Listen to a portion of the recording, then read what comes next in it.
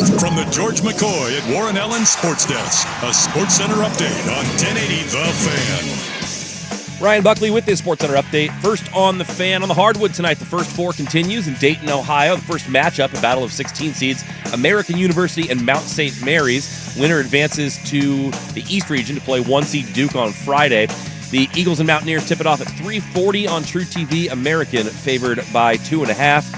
In the late game, the 11 seeds Texas and Xavier square off for a spot in the Midwest region, with the winner advancing to play 6-seed Illinois. The Musketeers and Longhorns should be tipping off around 6:10. Xavier, a 2.5-point favorite as well. Little college hoops news. Reports indicate McNeese head coach Will Wade has accepted the NC State head coaching job. His 12-seed McNeese takes on 5-seed Clemson tomorrow afternoon in the Midwest region. And in the association, the Portland Trail Blazers host the Grizzlies at Moda Center tonight. Portland has recalled Ryan Rupert from the Rip City Remix. He's listed as questionable, as is Tumani Kamara.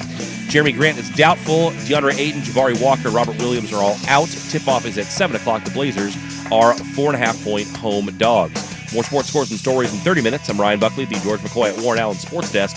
Hurt and missing work, insurance companies acting like jerks. Don't call your mom. Call George McCoy at warrenallen.com.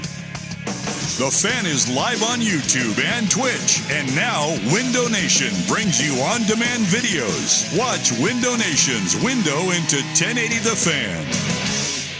Hear this, right now. Welcome. Primetime with Isaac and Suk. What is going on up here? I never know, man. Unbiased. Shut your mouth. Uncompromised sports talk without the I sugarcoating. hope you're happy.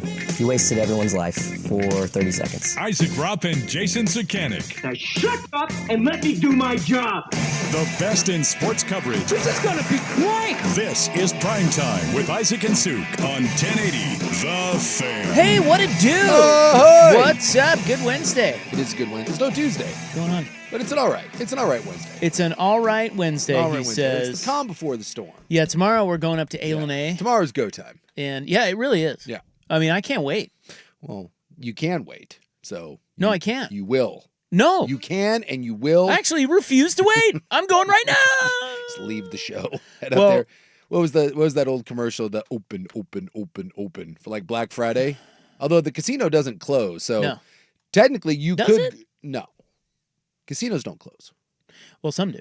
But Good does ones. A? No. You can So go, I can be in there at 3 in the morning, yes. 5:30 in the morning. Now, to be fair, I've never been in there at 5:30 in the morning. I have been in there about 3 in the morning though, and it did not appear to be ending. No. But you can't place a sports bet. That closes. Well, they got a kiosk, Oh yeah, I guess you can do the. so I'm sure you You could can do that. Look, that's the beauty part of casinos is they don't close. The whole point of casinos is to keep you in the casino for as long as humanly possible. Yeah. It's like a labyrinth in there. I had a guy I knew whose wife, out of college, worked in Vegas and worked. I forget, like she helped with interiors of casinos. And she was like a buyer, so she would buy the carpet and kind of help manage all that stuff. And it's amazing the science that goes into everything in a casino. Yeah. From the lighting to the carpet to everything. There is a science to keeping your ass in that building and not being aware of what time of day it is, what's going on outside. And even getting you turned around. Yeah. Oh, yeah. Like getting you lost. It's a Where am I maze. going? You have to walk by more machines, more That's right. tables. Yes. That's right. It's like IKEA. You don't just go in and leave. It's like, have you ever tried finding a bathroom in a casino? You will play something. There's no way, unless it's a dire emergency, you will walk by something as you're going to take a leak, and you're like, well, might as well throw a fiver down on this. I'm big on the aromas. Yeah, I love the aromas of a casino. absolutely. I mean, certain casinos, not all. Yeah. You know what I'm saying? Yeah, there's some ones in Reno that you don't. Yeah. Yeah. Yeah. Yeah. Yeah. Trust me, you don't want to go to the circus in Reno and inhale. That's not good. That just smells of old people and bad decisions. Don't do that. Well, I'm a little jealous because Dusty is leaving for Mexico. You ever heard of Mexico? I have heard of Mexico. He's going down there tomorrow. Or maybe tonight. I don't know. He's going to Cabo. Now do we have to do the don't get trafficked and you're going to die and all that fear mongering? And then you one-upped him and you said, well, you got to go to this place. And then Danny one-upped you and he said, I'm going to Turkey and Italy. And what else did he have in there? How did I one up him? I just suggested a day trip. And then you one-upped him by saying, well, I'm going to Italy. And I'm going to Italy with a guy who knows Italy. So I'm going. So you were saying we had a D-measuring contest? Well, I just was sitting over here like, you know what my next trip is? What? I don't want you to get jealous, okay? Is it to the Bi-Mart? The win? No. I wish the win. Yeah. We've already been there this year. Salina again? Yeah, we got to go to beautiful Salina, Kansas. Look, So you can go. You can cancel your trip to Italy and come with me if you like. look, I'm just saying. We like, could use your muscles to help move. you don't have to take a backseat to anyone when you're going to the all-American city that is Salina, Kansas.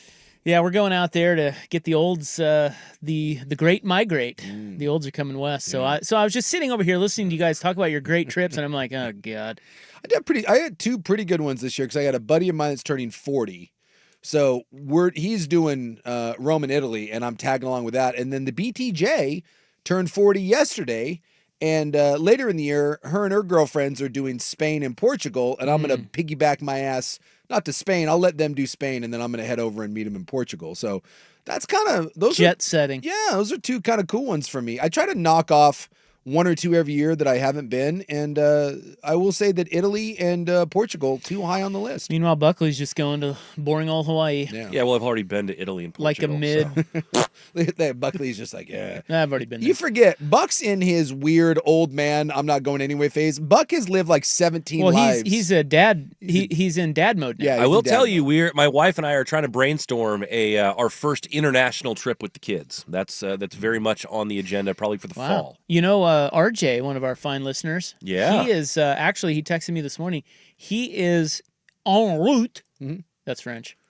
To New York to then fly to France and Spain. Yeah. And he has his kids in tow. And he said that he would gladly trade all of that right now just to go to Hawaii. He's kind of dreading the European kid thing. Well, I've only been in the Lisbon and surrounding areas in Portugal, but that is a fabulous place to hang out. Well, I will Do say you want that, to take like, your kids there, though? that's kind of what I'm wondering. He's trying to I get mean, him some- I'm not saying. I'm saying you're going to have an amazing time there. I don't think I'd be taking my kids to Lisbon. They're trying to get some culture into those little S heads. Yeah, I just gotta because your kids are little. I started hauling my kids around the globe when they were like, the youngest was about 8. Yeah, And make no mistake. This trip's about me and my wife and making sure it's a place where we can more easily parent the kids. 8 to 10 is a good time to start hauling kids. Younger than that, it's just, one, they don't remember it. 2, they're ungrateful. You got to find a hamburger or chicken strips wherever you go. It's way more expensive. There's an unappreciation that goes along with that. Once they're a little bit older, then you can kind of embrace it. And so you get into like the teenage years, that can be the kind of the sweet spot because they don't want to be around you anyways. So you can just kind of like, you guys go do that. I'm going to go do this. It's like taking kids to Disneyland when they're like 4. Why? The kid has no idea what's going on. It's a waste of money. The kid's just going to spend the entire time crying and being upset. Well, anyway, somebody said that they don't like the scent at Alene, and boy, do I beg to differ with that. Point of order. Point of order. Yeah.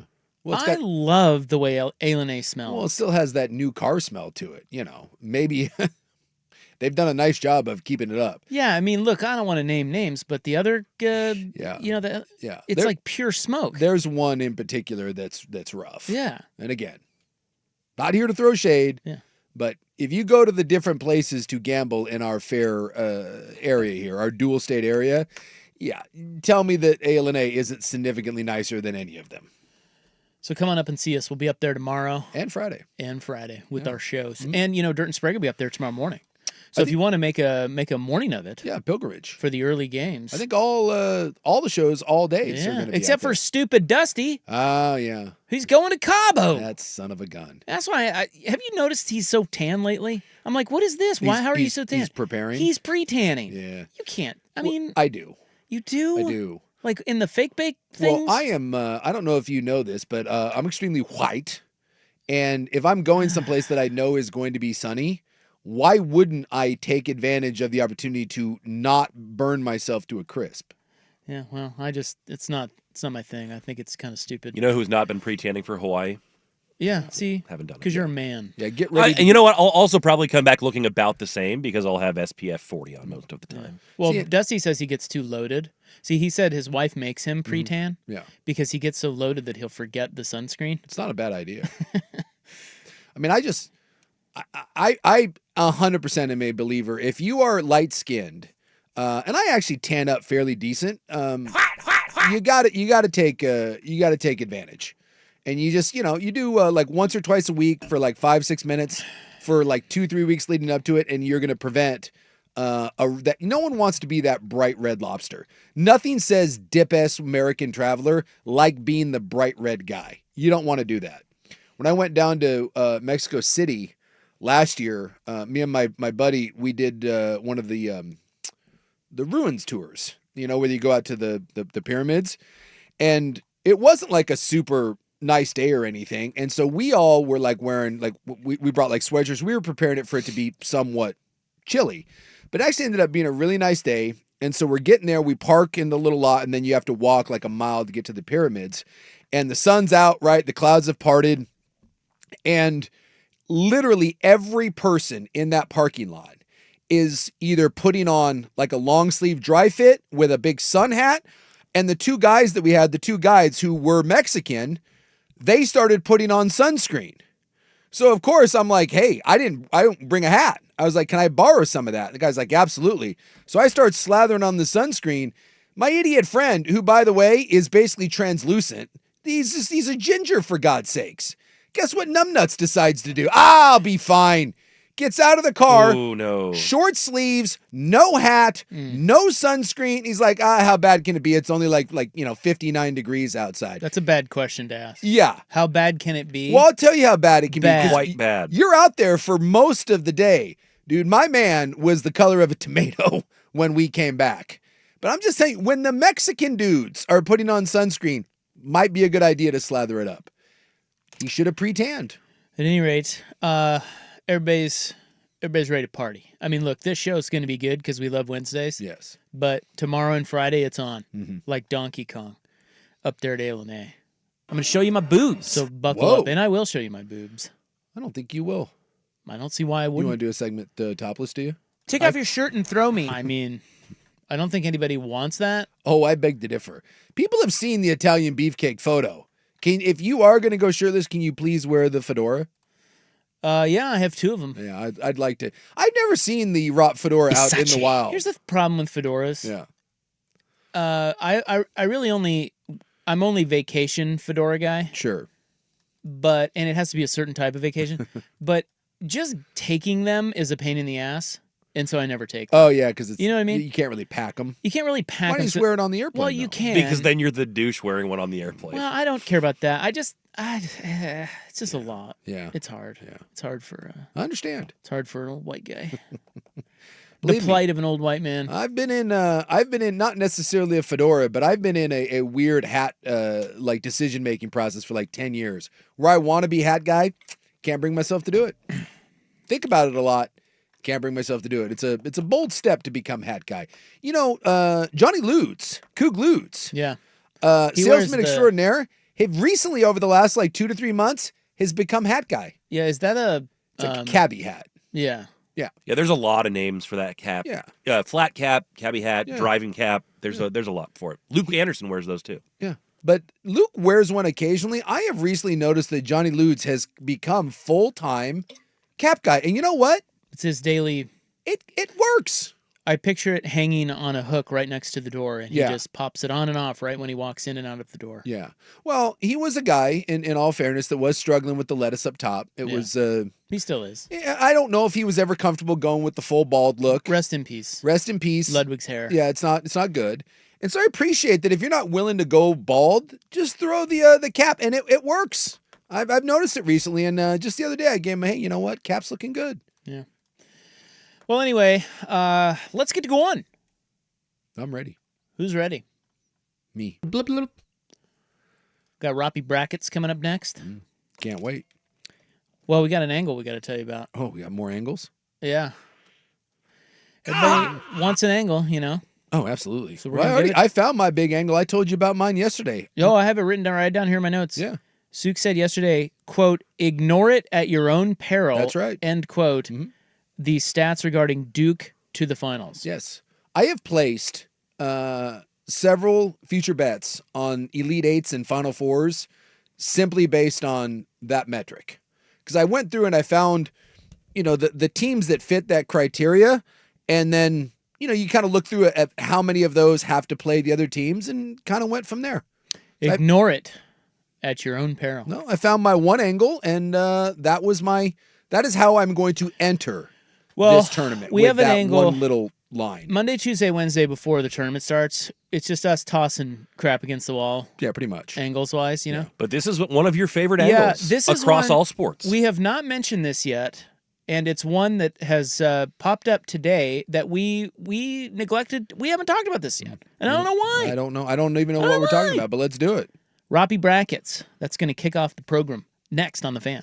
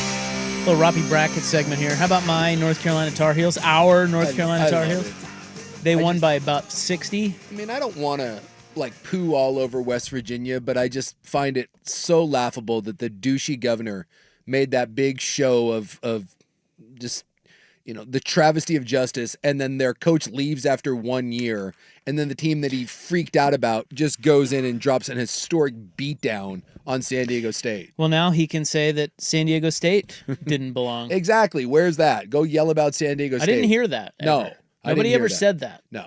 And North Carolina absolutely bitch slapped San Diego State. And I love the fact that after the game, all the North Carolina State or the North Carolina players were like, absolutely. They're like, yeah, that was a big FU to everybody. And I hope they ride that FU into the Sweet 16. Yeah, Buckley, you asked about that yesterday. You said, which is more motivation? We have our answer. Yeah. The more motivation was North Carolina being pissed off that everybody's telling them they shouldn't be in the tournament. Yeah. I mean, we do see this from time to time where you light a talented team that's got a couple NBA player prospects on it, and all of a sudden you get a fire lit underneath them, and here you go. It's not about how good you were during the course of the season. It's how good you are right now going into the tournament. You know what's wild, too? Can I tell you what's wild, too? Tell me what's wild. In addition to, North Carolina is favored in their next game. I forget who they were playing. 6 seed Ole Miss. Ole Miss. So, I mean, a 5 seed difference, and they'll be the favorites. I do think it'd also be hilarious if they knocked off, the mighty SEC with their 14 teams in. Well, they're favored. Yeah. That's crazy. Yeah. I mean, Ole Miss is like one of the most experienced teams in the country. Yeah. Chris Beard is their coach. He's a good coach, even though he's a little crazy. When he's not choking his wife. Right. Or whatever's going on in his personal life. Yeah. I mean, he's a good coach. Yeah. What happened to and they're favored. Yeah, what happened to everyone, that was they've shut up, haven't they? Yeah, screaming and yelling about North Carolina and the travesty of justice and all this. So our new angle, well, it's not a new angle, it's an old angle that we forgot to mention over the last couple of days, but it's a good thing that we have today because the tournament doesn't start till tomorrow, so you still have time to get in on this. Yeah. And Buckley has.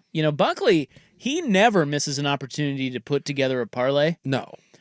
A themed parlay. No one loves a parlay more than that man right there. And he is, have you already placed the themed parlay? No, I haven't. I'm thinking more of a round robin type of situation, but yeah. We'll work these, probably all 3 of these teams in. Well, what do we got? It's the angle that we talk about in college football. And the NFL. And the NFL, where the coach is leaving. Ah. So will his team go in the toilet? Yeah. And I don't know why we didn't think about that earlier in the week, but some of these little mid-major coaches are already gone. They're already committing to bigger programs. Yes. We've got the McNeese State guy. Now they play Clemson. Yeah. That's Will Wade, the former LSU coach. Will Wade, who decided that he was done being suspended by his own school and said, "Nah, I'm going to go coach now." So he's going to where's he going? He's going to NC State. NC State. The North Carolina State. Already a done deal. Yeah. So you could fade McNeese State in favor of Clemson. Yeah. We have now these others aren't official, so you got to tread lightly. But if the conversations are happening, they're essentially done. So Colorado State's Nico Medved, I think that's his name. No, Medved. And Colorado State, by the way, is a sexy pick for a lot of people to be a dark horse. I think they're a favorite, aren't they? They're a favorite. Yeah, they're favorite. They were the one team where we were saying that they're a 12 seed playing a 5 seed, and yet the 12 seed is favored. And you had looked into some numbers that when the 12 seed is favored, they cover. So grab that. So he is the coach at Colorado State. He went to Minnesota and is from Minneapolis, and they're saying that he will be offered the Minnesota job, and it will be his to turn down. And so basically, he's the Minnesota coach. You just can't do it because you're in the middle of a tournament. And the other one is since Darren DeVries went to Indiana, because he's from Iowa, so Iowa wanted him, but he went to Indiana. He was the West Virginia coach, by the way, who they didn't make the tournament. Yeah, so the Hawkeyes of Iowa are expected to hire Drake's Ben McCullum, and Drake plays Missouri. And Drake's a trendy pick, too. Yes, because they're the most experienced team. By the way, what a kick in the balls for Drake. You lose your coach to West Virginia, and then you hire the new guy, and you lose that coach after a year. That's the tough part about the Drakes and the VCUs. I don't know how Drake ever keeps a coach. It's just it's rough. I guess VCU has managed to keep some coaches, even though they've cycled through. But just those mid-major programs, it is a mother bear. The moment you have success, and look, I don't feel bad for anyone because it's just that's the way college works. But just to build a consistent winner, it's like you look at like what Gonzaga did, and I get towards the end, Few didn't need to go anywhere, but how Mark Few was kept in that building. The forecast calls for wet. Hey, the forecast hello. calls. Yeah, look at that. It's fire. What's the forecast call for? Now I want to know. Yeah. But Hot bets. in today's world, if Gonzaga started from not necessarily scratch, but the idea that Mark Few, a coach of that caliber, could stay at that place for as long as he did is really kind of amazing when you think about it, because it really doesn't happen anywhere else. Very unique. Yeah, the moment you start having success, you're gone. So VCU, they have oh, that's the other one. The VCU guy, Ryan Odom. Mm-hmm. So they're a hot underdog pick because they play BYU. They play BYU, and that is the most picked 6-11 upset is VCU knocking off BYU. Well, Ryan Odom, their coach, who has them 28-6 in just his second season, they are saying that he will likely be the next head coach at Virginia. And that's interesting because, well, VCU, Virginia, but also Odom is the guy who was at UMBC that beat Virginia as a 16 seed I'll be damned. over a 1 in 2018. Well, that's interesting. Well, I like to hear that because, quite frankly, I'm convinced that VCU is going to kick BYU's ass. So I love this. Let's go. So if you want to ride this angle, there's no guarantees. No. But if you think there's something to that, you would bet on BYU, Memphis. Who else did we mention? BYU, Memphis, and Well, there's 4 of them. Oh, BYU, Memphis, Missouri. right, because they're opposite Drake. Yeah. And God, what the hell? What was the other one that we had? Oh, It for was God's sakes. Colorado State's playing. Yeah, that's That's Memphis. Memphis. That's Memphis. Never mind. I don't know. Who's the other one? By the way, that 14 parlay seems. Oh, Clemson. Yeah, I'm not doing that. That seems a little wonky, but 3 out of 4, I could see you taking 3. And that's where the round robin comes in. Yeah, the 14 parlay seems a bit much on that. You're not going to get all 4 teams that are gonna S the bed. But I like the idea of a 3-team. Yeah. So there you go. Well, last year BYU had that. Their guy was going to leave to take the Kentucky job, and they lost in the first we round. Lost in the first round. Well, maybe we should just go back and do all the homework on this. See Right, how many Buckley? ti- Maybe see you how should many do that. times Yeah, this maybe I hits? should do that. Nah, we'll What just. else you got, Buckley? Come on, you're not doing anything. I'm Let's guessing go. it's. I'm guessing it works. Let's just roll with it. Yeah. Or I'm and sure there's it's so many fine. ways to attack it. You could tease all those teams together and get a bunch of points so that Yeah. they just moves the line down Yeah, on all of them. that's I true. mean, there's a Yeah. lot of ways to attack that bad boy. A lot of ways to attack. Well, anyway, that's the angle we wanted to bring up there on Roppy Brackets. I do today. like that little angle because I don't think about it much in basketball, but I love it in football. Although it didn't work with the Eagles because No, it didn't. we thought Well, maybe coordinators. Yeah, that coordinators. Yeah, head coach different than coordinators, but it certainly matters in football. When the head coach has a foot out the door, Cristobal. yeah, take the other side because that dude doesn't give a rip. That dude's busy putting together a staff and all of that. I mean, I even thought the coordinator thing could have been a big angle, but he kept it tight. Well, these basketball teams are small enough too that a lot of times one player going with the coach is going to make a huge difference. And if he's thinking about his next step now, Yeah, it throws everything off. That's true too. Now he's thinking, "Oh my God, I'm going from Drake to where? Iowa." Well, and it is true that when a coach is Wait, getting Drake's in Iowa, isn't it? Isn't Drake in Iowa? Let's find out. Drake's in Iowa, I think it is. I don't know. maybe. If I had to bet on it, It is. It's in Des Moines. Oh. Yeah, okay. Boy, I thought that was Look Midwest, at you, but Rob. Yeah, was look at me go. I was kind of thinking that was more like an Illinois sort of place. It kind of does seem like it would be in Illinois. Iowa. Good thing you got one sports guy here. Yeah, I guess. And a geography guy. Nice. But no, if you're a coach and you're getting ready to leave and you know you're leaving, you're telling me you're not whispering in your couple guys' ears. You're like, hey, by the way. Oh hell yeah! Just, That's kind of the thing is these mid-major guys just take their whole team. Exactly. It's easier than putting together a hodgepodge of other transfers. And it's also why coaches, when coordinators are getting ready to leave, dude, they don't want them around their team. Who's at the Ohio State? Was it Jim Knowles. Yeah, Jim Knowles. Don't come to the parade Yeah. because you're going to Penn State. Yeah, Ohio State was like, yeah, dude, you're not coming anywhere near the team. And he's like, I haven't even decided yet. And they're like, are you re-signing? He's like, I don't know. Then you're not coming to the parade. Didn't want you talking to the players. Not happening. No.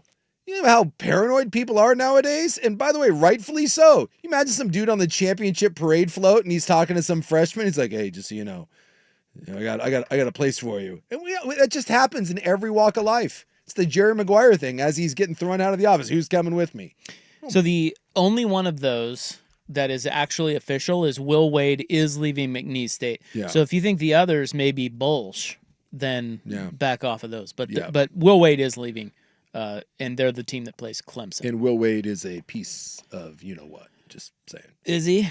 Yeah, dude's a bad guy. He's a slimy guy. He is Slimy a dude. slimy dude. It's insane. Yeah. Not a big fan.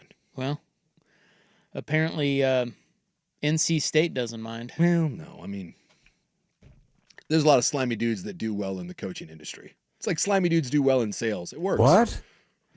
All right, coming up next, we have a new Steve Bartman. Here's Buck, I think. Now, from the on 1080 The Fan. Ryan Buckley with this SportsCenter update. First on the Fan on the hardwood tonight. The first four continues in Dayton, Ohio. That first matchup coming in about 8 minutes from now. 16 seeds American University and Mount St. Mary's will square off, the winner advancing into the East region to play 1 seed Duke on Friday. Eagles and Mountaineers are going to be over on True TV. American is favored by 2.5. In the late game, 11 seeds Texas and Xavier do battle for a spot in the Midwest region, with the winner advancing to play 6 seed Illinois. The Musketeers and Longhorns should tip off right around 6:10, also on True TV. Xavier a 2.5-point favorite as well. A little college hoops news. Reports indicate that McNeese head coach Will Wade has accepted the NC State head coaching job. 12-seed McNeese takes on 5-seed Clemson tomorrow afternoon in the Midwest region. In the association, the Blazers host the Grizzlies at Moda Center tonight. Portland has recalled Ryan Rupert from the Rip City Remix. He's listed as questionable, as is Tumani Kamara. Meanwhile, Jeremy Grant is doubtful. DeAndre Ayton, Jabari, Walker, and Robert Williams are all out. Tip-off is at 7 for that one. The Blazers are 4.5-point home dogs.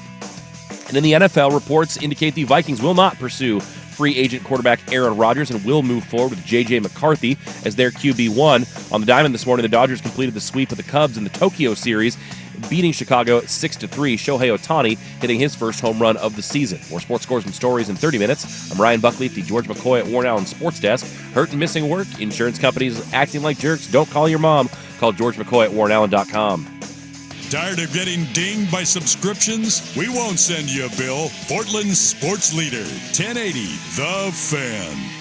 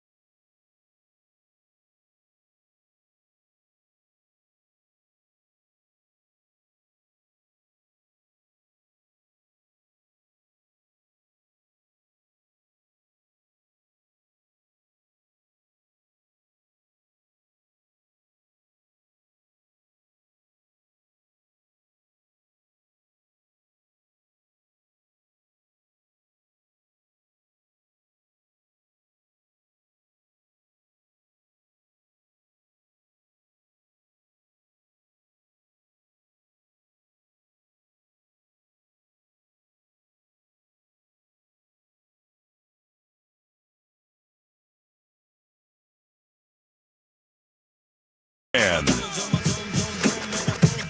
Hello. Hey, Hello.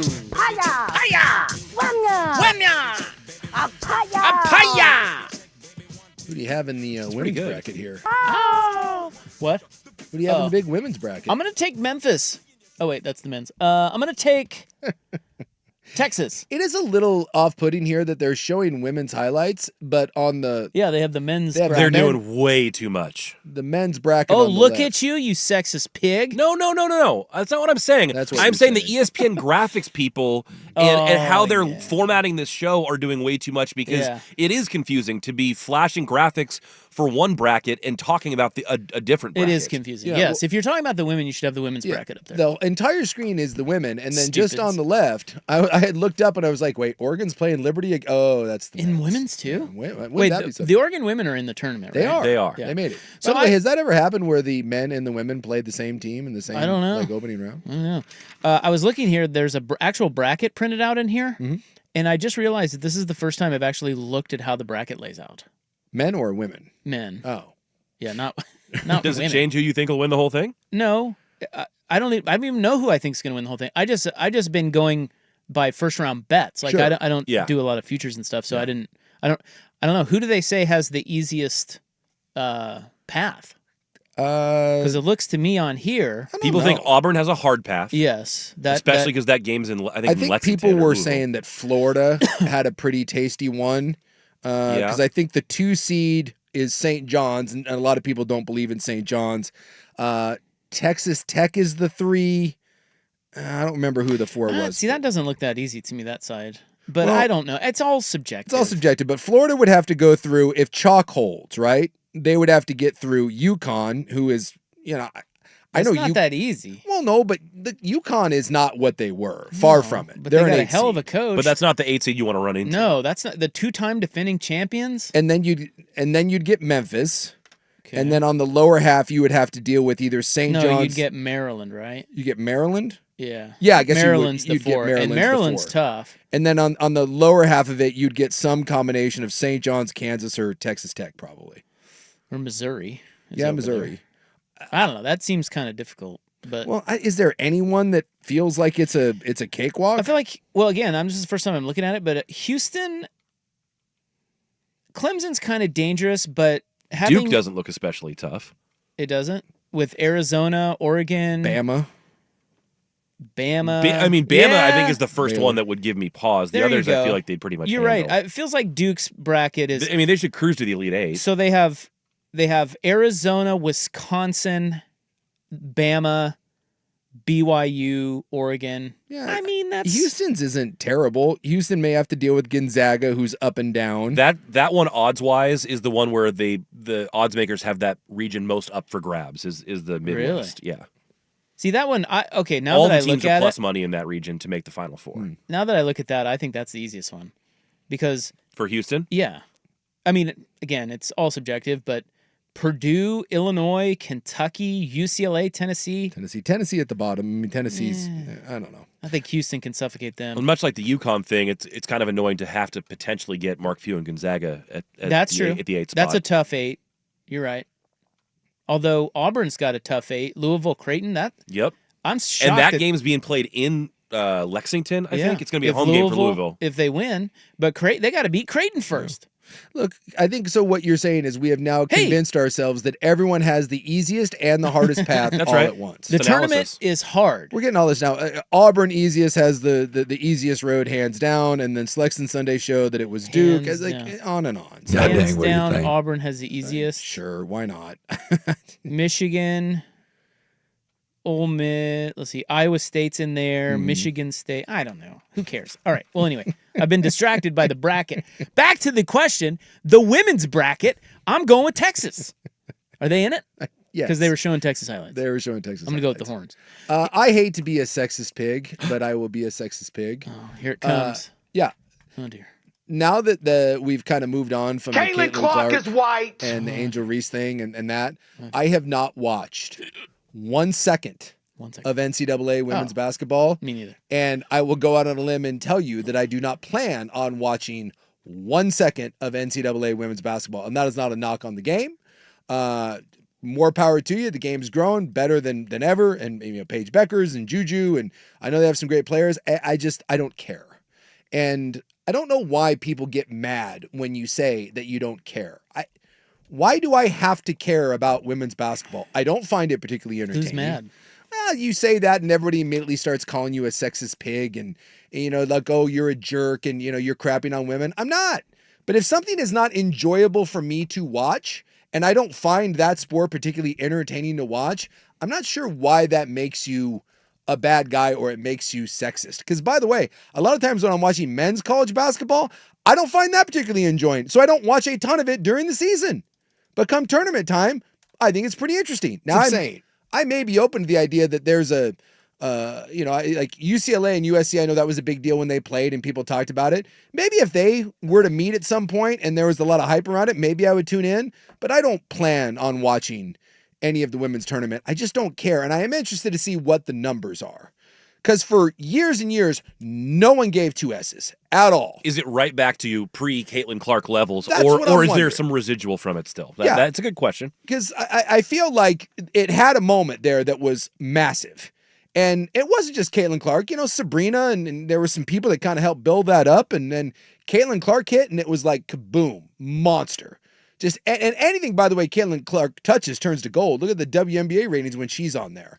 But outside of her, it just feels like maybe it had its moment. And so I'm very interested to see what the numbers, because maybe it's not. Maybe it's as popular as ever and people tune in and it crushes records. But I'm wondering if maybe we're just, we rode that wave and, maybe we've settled back down. All right. Coming up next, we got to talk about the new Steve Bartman. Oh, yeah. Even though it's not, because he wasn't. Well, it is. Yeah. And he's famous. I'll tell you what, the look on his face, have you seen the Larry David clip that they did with it? Yeah. It's gold. It's gold. Yeah. Whoever is in charge of that graphics department, dude, give that person a raise. And by the way, first 4 underway. It's underway, guys. Mount St. Mary's versus who? American, bro. American University. Do we have to root for American University then? You do. The American Eagles? After your rants about America on here? Is that what they are? They're the American Eagles? The American University Eagles. Where is America's University? America, yeah! It's in America. Uneducated beer! America! Educated! Good trucks, balls! Yeah! Screwed! They're being learned people! No! God! I feel like I need to get an American University shirt and then wear it with like a Second Amendment hat. It's in Washington, D.C. Oh yeah, it is, bro. By the way, I saw a guy. I didn't even know this existed. I saw a man like a week or two ago at the gym and he was wearing a football jersey. And would you care to guess what the football jersey was? Trump. Second Amendment. Oh. Nice. It was a Second Amendment football jersey.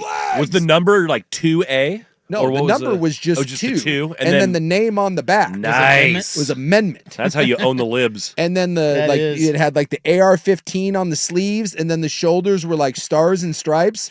And then it had like that, it was like the color of parchment paper, Sure. And so then it had like kind of the writing like kind of faded into the background. And I thought to myself, oh my God. What an American hero. That man loves guns so much, he thought to himself, I need a football jersey and I'm going to wear this to the gym in Portland. Suck it. Oregonian right there. Boom! All right, the show continues in our next segment on The Fan. Check out the Fan Merch Locker. There's a lot of people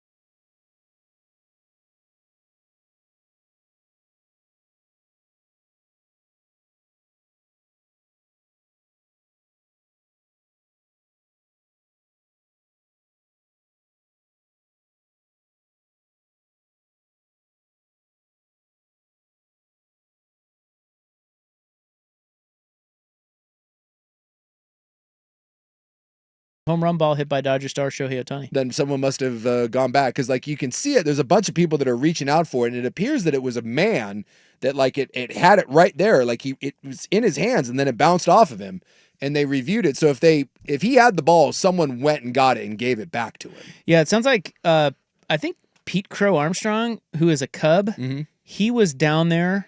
I don't know if it's a bullpen down there or he was down there. He's an outfielder, but he said during the post-game interview that he threw the ball into the crowd. Even though the home run call was questionable, he was pleased to hear the ball ended up in the boy's hands. So I don't think that the boy, I think he just caught it because the guy threw it to him. Yeah. Is the guy that had the chance to catch it, it was not a little kid. That looked like it was a grown man that was reaching over. So it fell to Pete Crow Armstrong, and he tossed it up, and a 10-year-old boy caught it. And the parents of the boy did not want their son's face photographed. Okay. They were very reluctant to give any details, but Well, apparently he lives just north of Tokyo, and he was very excited. Oh, I bet. I mean, they were saying that just to get into that game was a couple grand. He says he's going to keep it as a family treasure. Those Japanese, I love the Japanese. Did you see the old Japanese guys behind home plate with the suits on? They are wonderful. God, they don't move. No, like they're awe-inspiring. Well, like I told you, the BTJ's dad is coming into town next week, so we're trying to like figure out what we want to do, but it's hard because he doesn't want to. He's not going to give up anything. No, he's not going to tell you anything. No, he's just stoic, very stoic, very stoic. So whenever you take him to do anything, stoic. They're like commanding. They have a presence. So you take him to like I said, if we took him to like the Oregon coast or whatever, he'll just stand there and look at the ocean and just dead eye it. And then when we're done, he just turns and it's over. Have you thought about taking him to Casa Diablo? What? Casa Diablo? Take him there, see what he thinks. What do you think he'll think of that? Would that bring a reaction? Or would he just sit there and stare longingly at the... So this was my full-on question. This is legit conversation that we had with my gal. Because he is a widow. His wife passed away. But he recently remarried. And so there's a step coming? There's a step coming. Okay. Which we met. Do we know her? Yeah, we met her the last time we went back. Do we like her? Yeah, it was a little weird for the kids. That's a no. Well, I like her. She's fine, but that's... Yeah, I get it. It's complicated. It's complicated. How about that, boo-boo? It's complicated with the kids. And it makes me sad. So we were joking when he was single and like his birthday and Christmas would come up. They were like, no one knows what to get my dad because he's just, what do you get a very stoic businessman? Yeah. And I suggested prostitute.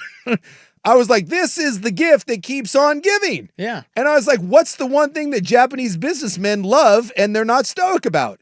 Ladies. Don't get me wrong, I like the tatted up whore too. It didn't go very well. I was. So you got in the prostitute? You didn't like her? No, I was very shot down by the kids. Everyone was like, "Yeah, they were Dad, all." You can't suggest that because he's so stoic, and I'd like to think there's something out there that makes that guy break. There has to be something that I can take him to do. Will you make him smile this week? That's my question, and I think maybe I sneak him away. We think If you're going to Portland and you're trying to see our culture, shouldn't I take him to Casa Diablo? You can try. I want to see a 70-year-old stoic Japanese businessman in that environment and see if I can get him. Does he speak English? Yes. Okay. Not. It's good, not great. Okay. So that would either go over really, really well or very, very, very poorly. It's one or the other. There's no in between on that. And I'm willing to roll the dice, but I feel like if I did, the BTJ would stab me in the eye. Yeah, she's not having that. No, she's not having it. I thought my gift idea was fantastic, and I was voted down. So the best thing that happened at the game was Max Muncy got Steve Bartman along the third baseline. Yeah. He was reaching in the crowd for a foul ball, and he got pissed off because somebody from the crowd caught it. Now, the Japanese don't go crazy over foul balls like we do as Americans. No. So a lot of the people were just sitting there. Yeah. But lo and behold, there's an American guy, and he's got his glove, which is weird, and he's famous. He's a famous athlete, and he's got his glove, and he reaches out and grabs the ball, and Max Muncy was pissed off. Yes. About it. We have a new Steve Bartman, and ladies and gentlemen, who knew that the new Steve Bartman, all these years later, is All-American quarterback Robbie P. Rodney Peete. USC All-American quarterback Rodney Peete. Is that the most random thing ever? Yes. What are the odds that the Dodgers and Cubs are playing in Tokyo and Rodney Peete is there? And by the way, he's the one in a sea of how many thousands of people at the Tokyo Dome, and that guy catches the ball? With his glove. And by the way, let me just say it for the record, Max Muncy he was not going to, Rodney Peete did not reach out and catch that. It fell into Rodney Pete's glove. Yeah, but Muncy could have caught it. No, he couldn't have. Yeah, he missed it. No, I don't think he did. No, go back and watch it. I gotta The watch it ball again. passes by Muncy's glove, and Rodney Peete catches it. Muncy thinks that he was going to grab that. Watch it. He had a chance. His glove was above Pete's. It goes by Muncy's glove. And Rodney Peete just kind of Ricky Henderson's it. He mean mugs him. And that's the best part is right after he catches it and Muncy's pissed, Rodney Peete turns to the camera and mean mugs him, and they put it to the Larry David music, the Curb Your Enthusiastic music, and it is Curb Your Enthusiasm. Yeah, Curb Your Enthusiasm. I like this new show though. Yes. Curb Your Enthusiastic. Curb Your Enthusiastic. That'll be a great show. That's the best. That's the best thing I've seen in months. Oh, he does miss it. Yeah. Yeah, Muncy misses it. Yeah, but he could have caught it. Yeah, but he didn't. He didn't. Bartman interfered. Yeah. Peete did not. Peete just made the grab when Muncy did. Yeah, it kind of looks. It's the second angle that shows that Muncy did miss it. Yeah. Yeah, he misses it. Yeah, he does miss it. Yeah. But Pete, the first angle makes it look like Pete just puts his glove right in front of Muncy's. He's like, yeah, I'll be taking this ball. Well, the best part is no one really knew. Like, people were like, who is that? And then Rodney Peete commented on the tweet and was like, dude, Muncy wasn't going to grab that. I just think it's hilarious. All the other people are kind of sitting down. Yeah. No one's moving. No one's really moving. Rodney was ready for his moment. And Rodney was just standing there. Like, is that his, like, he brought a glove to the game? Yeah. You know who else does that? Jim Harbaugh brings a glove What? to every ball game he goes to. He's like, you got it, so you can catch the ball. I can see that. Boy, that. Jim Harbaugh makes $11 million a year, but he brings a glove to Should you, as an adult man, should you bring a glove to a baseball game? Well, there's one circumstance. One and one only. Like, when you were going to that Aaron Judge game and you, like, to break a record, you bring your glove, get in the outfield. That's like $1 million ball. Well, the guy that caught it didn't have a glove. No, I'm just saying, if I was in the outfield, if I'm playing in one of the power alleys. You know you've got tickets to that game I and got that ball tickets to could be that headed your game, way. and there is a $1 million ball on the line, I'm not just bringing a glove. I'm bringing like an oversized softball glove. I'm bringing like just I'm bringing like a net. Because that's one thing. But no, as a grown man, don't bring your GD glove to the game. He packed that all the way from the States. I know. And took it all the way to Tokyo. And then wore it. And it worked. I know. Unbelievable. It's not good. And yet, I don't know, it's kind of a cool moment, I guess. Although Rodney Peete played in the NFL for years and like won a Rose Bowl, is that really the defining moment of your life? Somebody said Pete does a radio show in LA, so maybe they're covering the sent series. there to cover it. Sure. That makes sense. Doesn't make sense that he brought his glove. Man. And here's the other one. If you were going to like, let's say the three of us were going to a game. Said, all right, we're picking you guys up and we're heading up to Seattle. We're going to go see a Mariner game. And I saw one of you walking to my car with your glove. What if I had my stirrups, my baseball pants? That's going to be a roll down the window and be like, dude, no. Leave that. You're not getting in. Well, leave don't that. tell me what to do. I can bring it if I want. Leave that damn No, Rob thing would in be the car. one being like, you're not serious. You're leaving that glove here. And if you did decide to bring it, just know that would be it would not be worth it because I would make fun of you the entire time. That would just be a nonstop me making fun of I your don't care glove. about that. I'll you know what I'll do? I'll catch a baseball and throw it at your bald dome. There you go. How about that? The off chance that you Rodney Pete it. His wife's there too, Holly Robinson Pete. Yeah, I was wondering if she was there. Yeah, she's right next to him. She had the look of like, oh my gosh. But his stoic face when he catches that thing is amazing. Because he knows the camera's on him and he's just got that little smile. He's like, yeah, I did that. So, Dodgers won. They are 2-0. They will not lose a game. They will not lose all season. No. It's pretty obvious. They're pretty good. Quite good. Coming up next. And by the way, are they getting the proper amount of hate?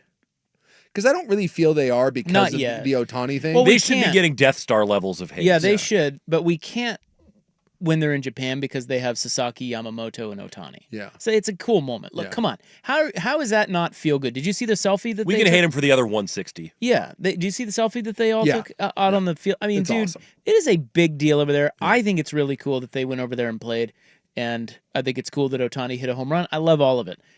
But yes, next week is opening day on Thursday.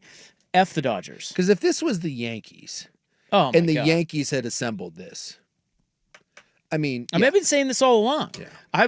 This is why. See, Otani made it a little bit easier to stomach the Dodgers winning the title last year because we like Otani. Well, and he went 50-50 in one of the greatest seasons of all time. But outside of that, I don't know why the Dodgers don't get as much crap as the Yankees. Yeah. They are It's bullshit, dude. a lot of their stars are likable. Betts is a really likable star. I mean, they just...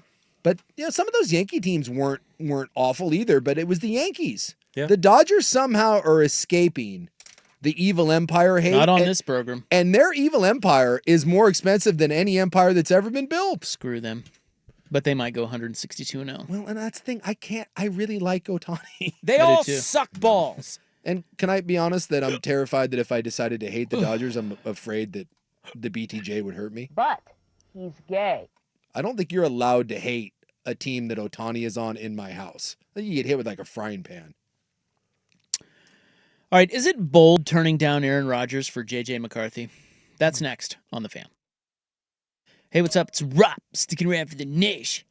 You know, they probably need windows in Japan, too, don't you think? I would think so. Don't you think they need windows over Yes, I have been there multiple times. there? Are there windows over there? There are windows indeed. Well, this is from a Japanese peeps.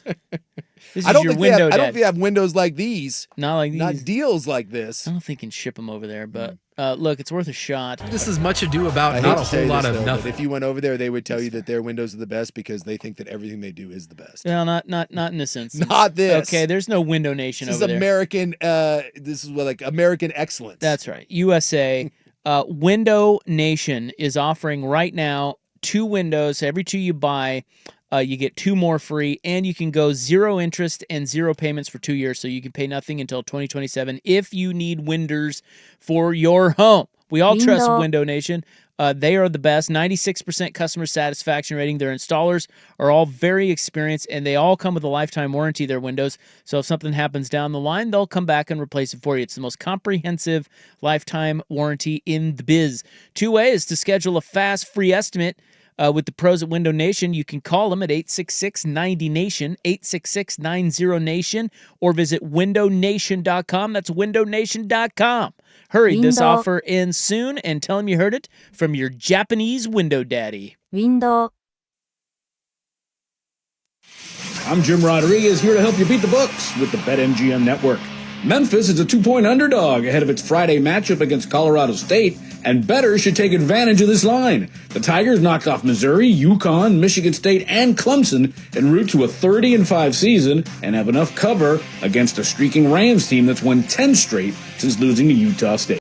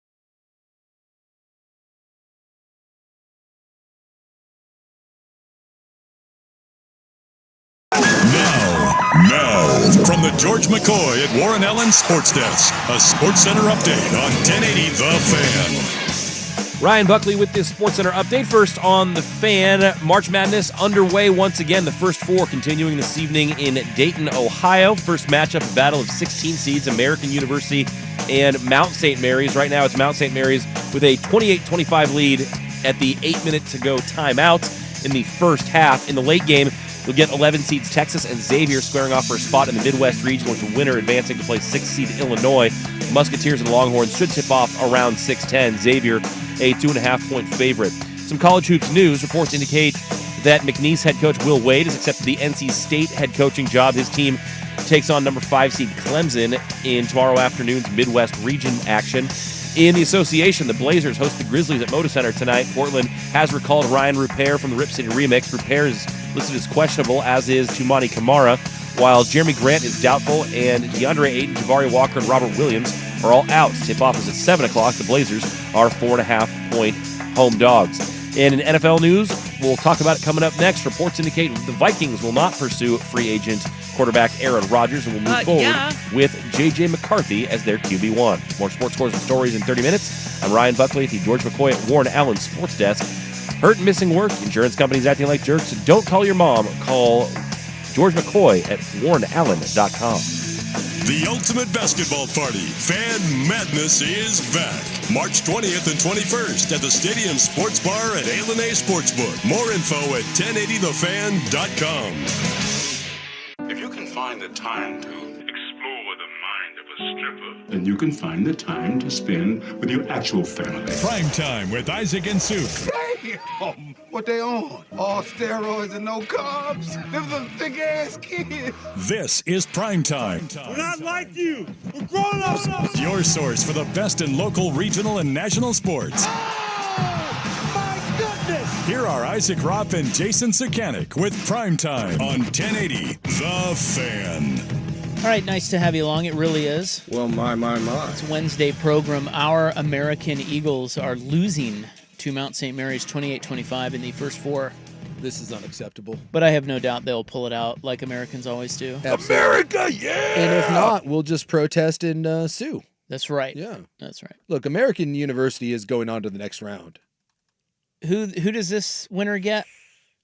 Duke. Oh, gosh. Did you see the spread on that? Who won last night? Alabama State? Alabama State. They get Auburn, right? Yeah. Did you see the spread on it? I did not. 32. Ooh. Is there some value in taking 32 points? That's what I thought. I would think so. I'd blindly take. Look, if you're giving me 32 points, they'll call off the dogs, right? Exactly. Maybe rest some guys. Yeah, but they might be up 45 when they call off the dogs. Well, look, I'll tell you right now. Hey, I'll lay. Anyone else want to? I'll lay a sawbuck down on this. I'll throw a tenner. Let's do it. I'm out. 32 points? You don't want to ride with me on this? I think you're doing the right thing, but no, These are the sorts of bets that I love just so it gives me something to watch. Yeah. Why not? Because the end of that game is going to be boring as sin, and now you have a reason to care.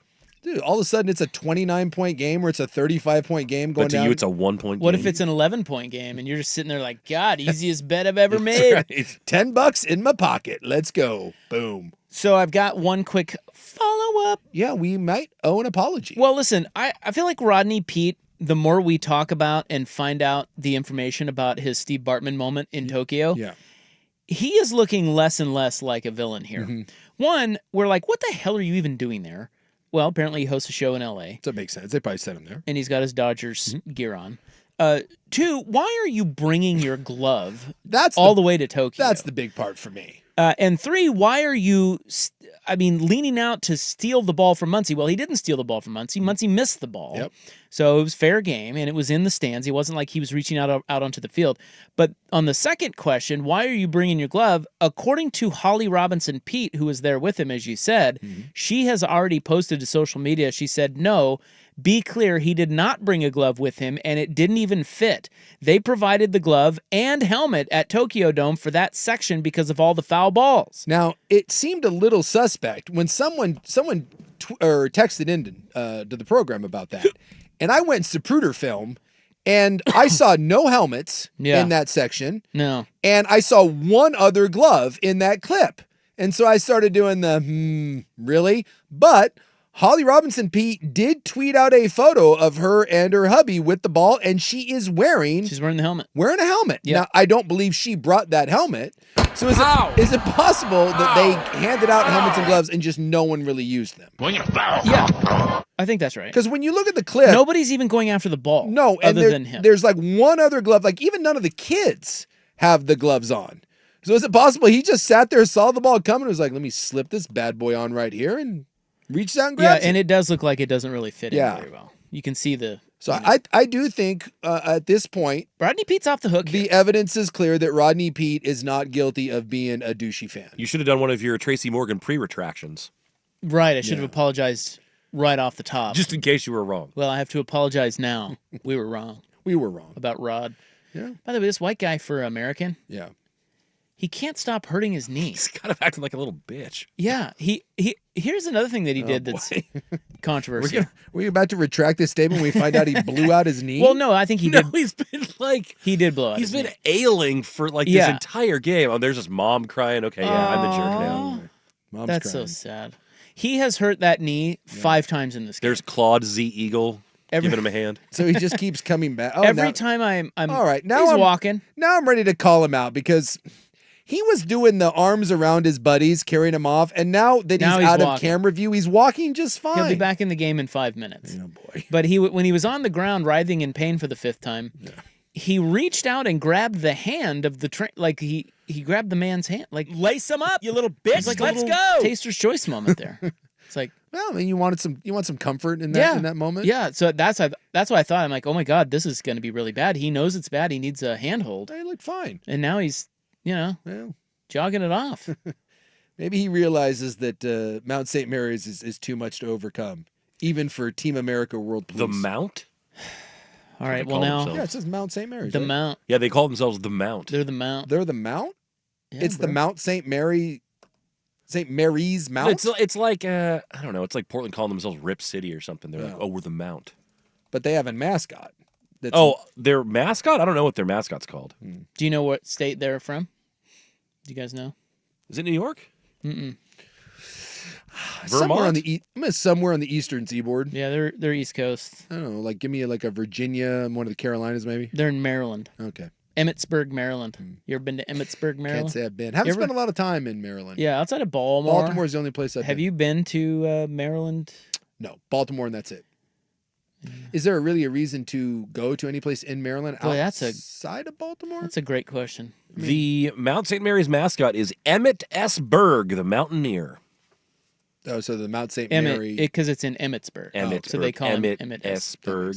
Isn't that cute? Yeah. I think I wouldn't necessarily Maryland's a bad state, but I do think it's one of those states that you don't need to go anywhere outside of Baltimore. Like, there's plenty of states that if you go to and you see one city. Here comes Maryland guy. Oh, here we go. Buckle up. Yeah. Well, like, if I'm trying to think of other states that if you went to a state and you saw like their main city, there has to be others that you're like, I've seen enough. I don't need to go anywhere else.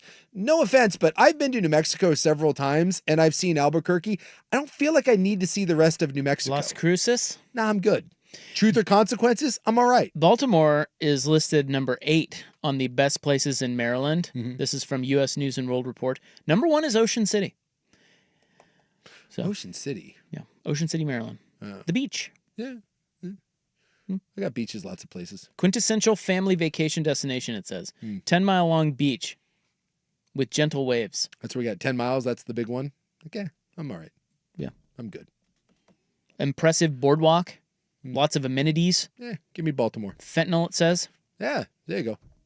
Again, having been to Baltimore, you got Annapolis there. You can see the military academy. That's number 3. You see Camden Yards. And once you're done with that, I think you're good. Apparently there's an island. I guess I'll go ahead and try to pronounce it. It's called Assateague. Good old Assateague. I think that's it. It's number 2. It's an island. It sits less than 10 miles south of Ocean City, and you can enjoy a relaxing, nature-filled vacation. I'm good. So it's a bit like maybe Vacation it's like full of Assateague. It's like Catalina Island, maybe, you know? Well, might I add this? And it's one of my favorite places on earth, but I don't need to go anywhere really outside of New Orleans. I've been to Louisiana plenty of times, and each time I go to New Orleans, and then guess what I do? I leave. I mean, So if you have to go to Maryland or Louisiana, Yeah. and you cannot go to Baltimore or New Orleans, what am I doing? which is the better vacation? So I got Baton Rouge versus.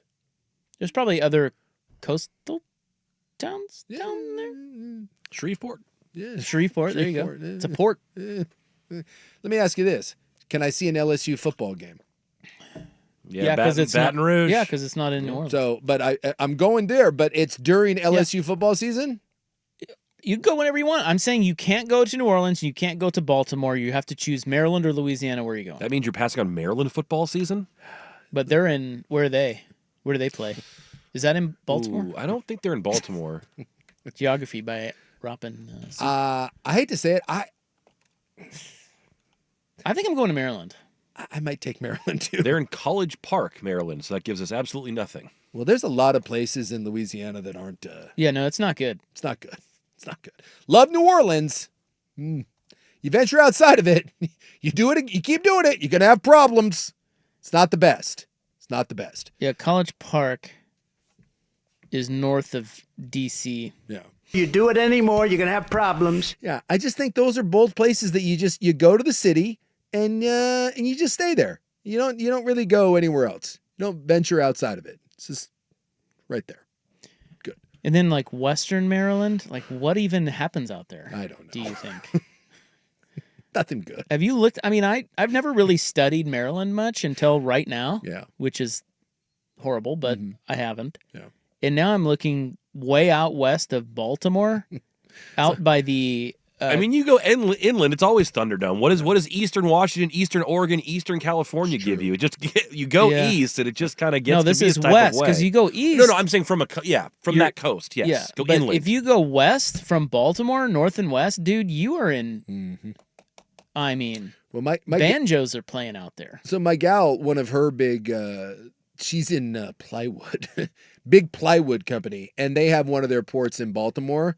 And so she goes back there a couple times a year, and it is known that you don't really that you stick to the main. Owings Mills, that's where the Ravens are. Yeah, they don't venture out much. It's just there. And by the way, New Orleans is the same thing because she goes to both. I just think it speaks volumes. You don't venture out. As someone said, been to Shreveport. You don't need to go there. No, you don't. I don't think you need to go anywhere else in Baltimore. And like I said, I think there's plenty of places in our fine country that are just like this. You fly into a state, you do one little section of it, and the rest of it, you're good. You know where if you go northwest of Baltimore, there's really nothing, but you will eventually get to Gettysburg. No. So you can go there. But that's a different. It's a different state. I'm not in. Yeah, you cross Maryland over. anymore. That's true. You No, have I'm to in stay Pennsylvania. south of Gettysburg. Yeah. And set up camp. Yeah, people are with your musket. Yeah, now you're doing crossing boundaries, and now it's expanding. No, that doesn't work. You got to stay in Maryland. I still am going to Maryland. Maryland v. Louisiana, outside of New Orleans, Baltimore. I'm going to Maryland. Look, I'm not going to say that you're wrong. And we do have, Johnny Ludes lived in Maryland for a while. Oh, did he? I'm going to ask him. I'm going to go see if he's still here. Crab cakes and football. That's what Maryland does. Num num num num num num num. Is it wrong that a lot That's of what we I call know, a sack lunch. Nom, nom, nom, nom, nom, nom. a lot of what I know from of Maryland comes from Wedding Crashers. And by the way, D.C. doesn't count. Just No, just that's for its own. It's its own District of exactly. America. Yeah. By the way, why is that the District of Columbia? When is that going to become the District of America? I'm surprised it's not changed already. It's only. By the way, I was watching a news story. The astronauts came down. How cool are the little dolphins? By the way. Yeah. How about that? Like you come They back. were getting a look. You come back from 9 months in space. You splash down in your little raft, like Daffy Duck floaty raft there, and some dolphins come up. I thought it was pretty badass, but it did make me laugh in all the news stories that they landed in the Gulf of America. It's on the map. If you've looked at the map, it's all changed. It's a change. It's now Gulf of America. So if I Google, yes, it yes, pops up Apple Maps and Google Maps, it Yes. says the Gulf of It's America. the Gulf of America, dude. And the AP won't do that because they're an international publication and everyone knows it's the Gulf of Mexico, and they've been kicked out of the White House for it. Good times. it made me chuckle. I think that's the first time that I've really seen that in all the news stories. Yep, it's been on there for a few weeks. It said that they splashed down in the Gulf of America. That's I was right. like, You're oh damn my- right they did. Like, oh my God. But it was cool that the Dolphins were, oh yeah, right here. Google Maps. You better believe I clicked Whoops. on the ad. Another misfire, man. Bad with my mouse over here. The Gulf of America. All right, coming up next, let's get to our Aaron Rodgers segment. He is not going to the Vikings on the Fan. The best basketball party is back. George McCoy at Warren Allen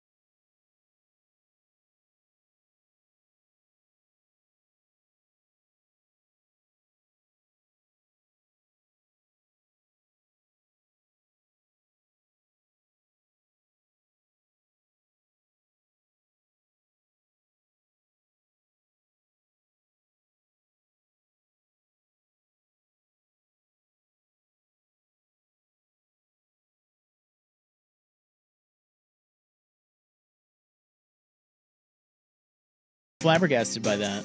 Why have I never heard of them? Yeah, I mean, I thought it was going to be more of like a GCU type situation that somebody just materialized a university out of nowhere because they felt like it. And called it generically American? Yeah, I didn't realize that it was like actually an American established institution. But they just showed Mount St. Mary's history, founded in 1808. I'll be damned. Yeah.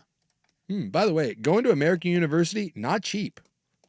No. It's going to run you about $57,000. Not with that name. Some notable alums who went to American: Goldie Hawn.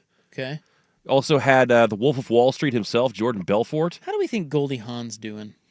She's not aging well. Because I love her, but she's still with Kurt Russell. Yeah, but she doesn't really act anymore. And if you've seen her lately, I've seen interviews. It's rough from time to time. Like she doesn't show her face much, but every once in a while she pops up, and it's like, oof. She kind of seems maybe a little Tracy Morgan-y. Oh, really? You know? You know what I mean? Maybe a little too many pills. Or whatever. Look, young Goldie Hawn, like Wildcats, Private Benjamin Goldie Hawn, criminally underrated. I'm a fan of Goldie Hawn and Yes. Kate. Kate Hudson. Kate's great. Todd Bowles went to Mount St. Mary's. All right.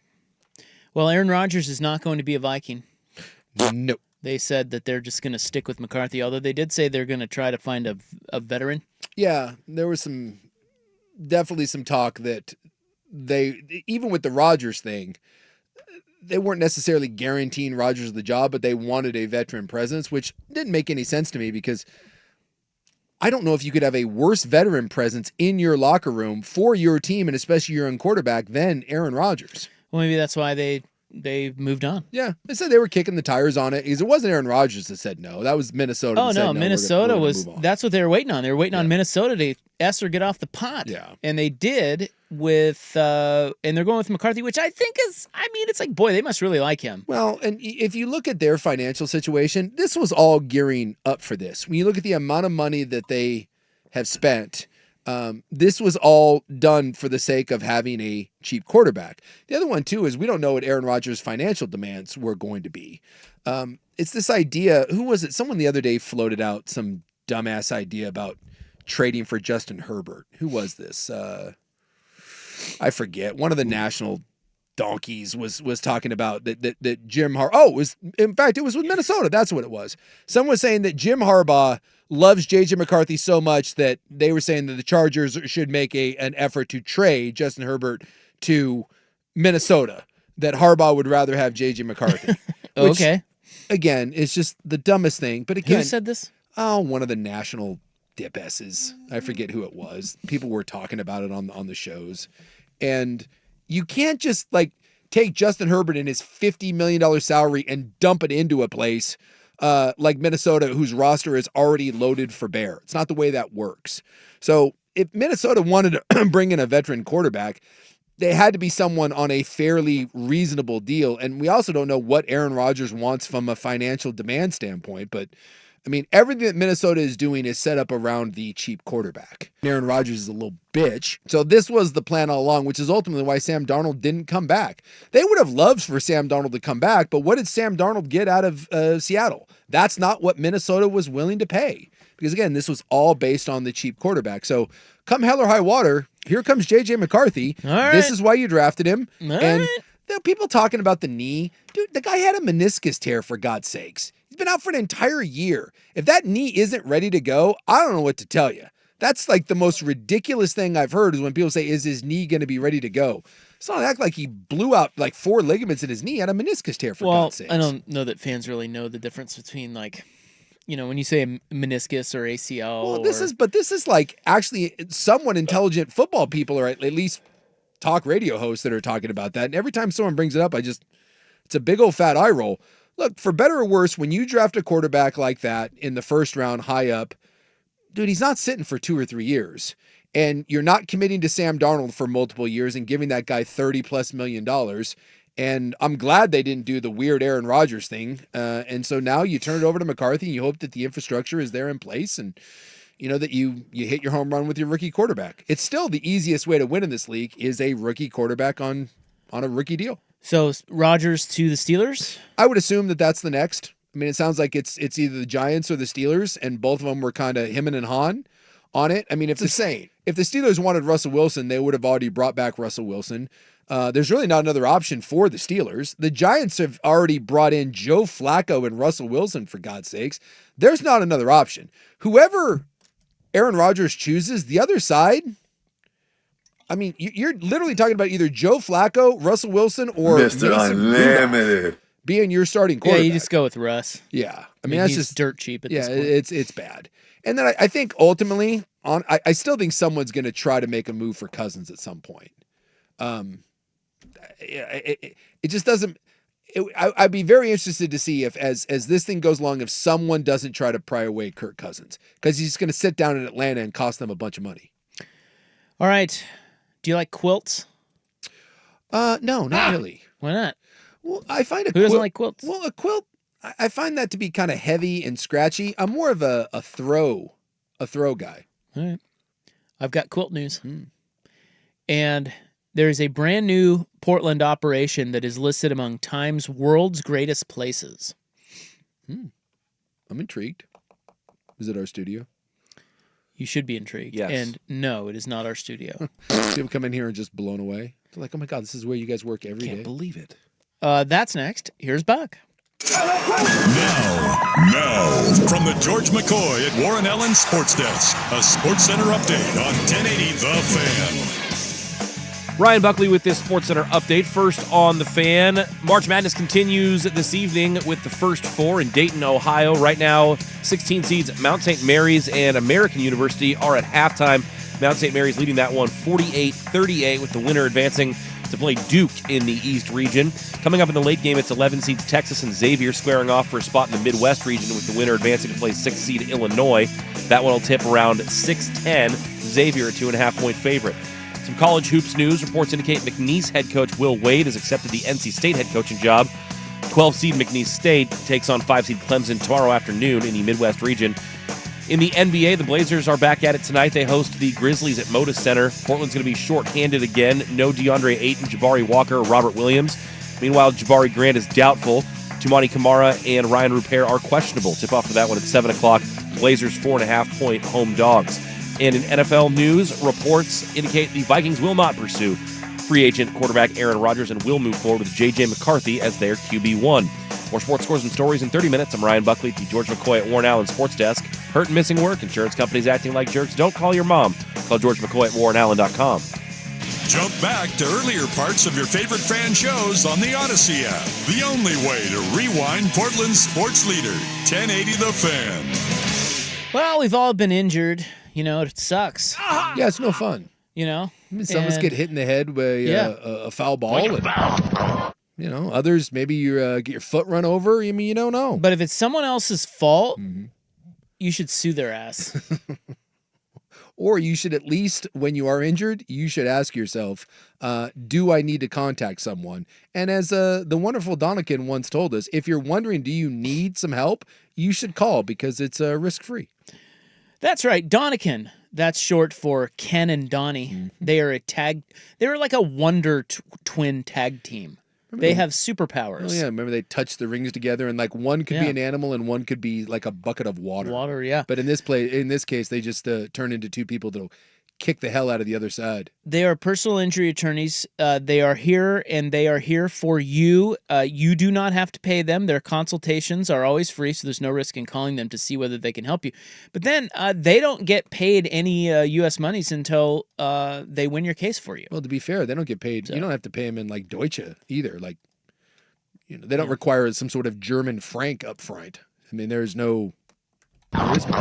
So if you've been hurt by someone, you should sue their ass off. And Ken and Donnie can help you do that. Is that good? I think so. How about this? Call the Law Hawks at the advocateslaw.com. If you've been injured, you need more than a lawyer. You deserve an advocate. Hey, it's Dirt here for Crime.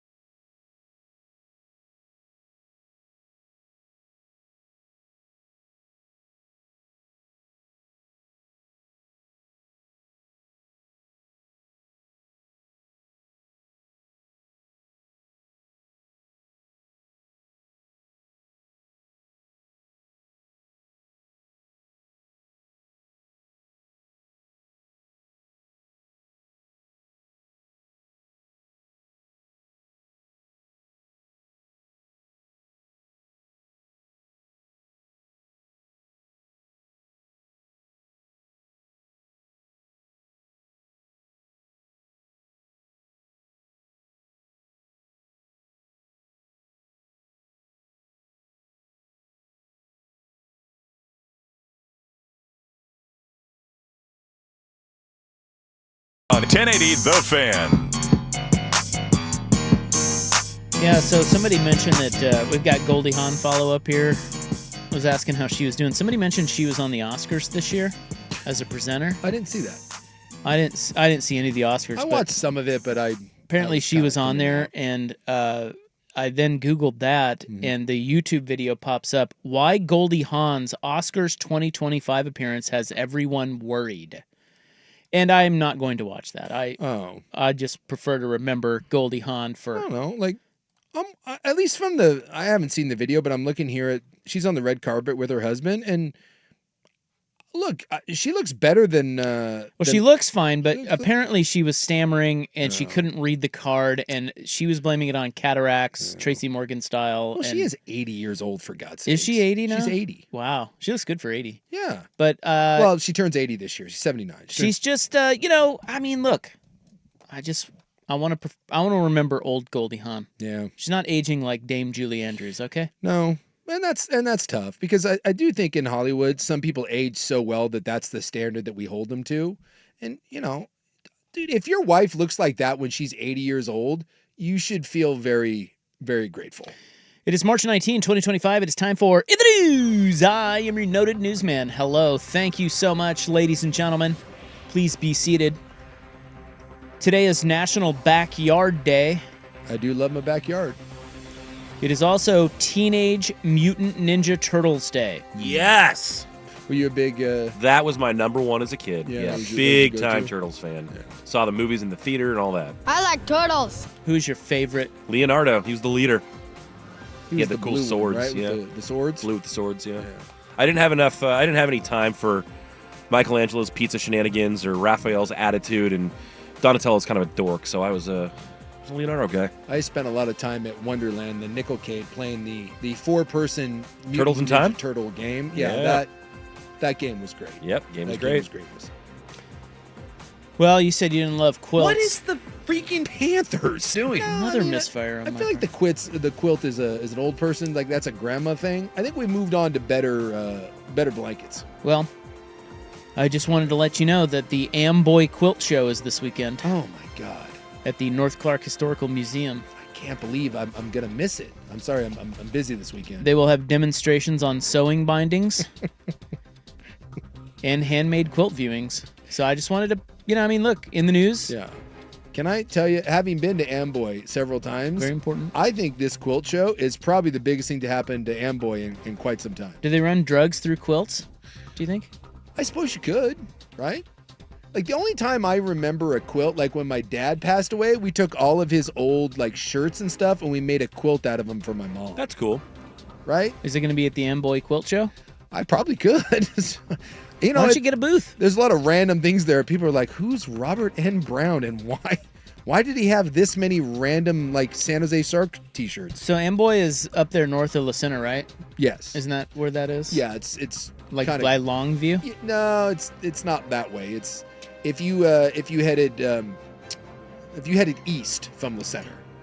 East? Yeah. So if you get to La Center exit and you hang a Roscoe there and you just keep going, it's out there. Yeah, you're gonna make it out there, like northeast of Battleground. Little does someone right now know as they're driving. Hopefully we reach that far. I think we do.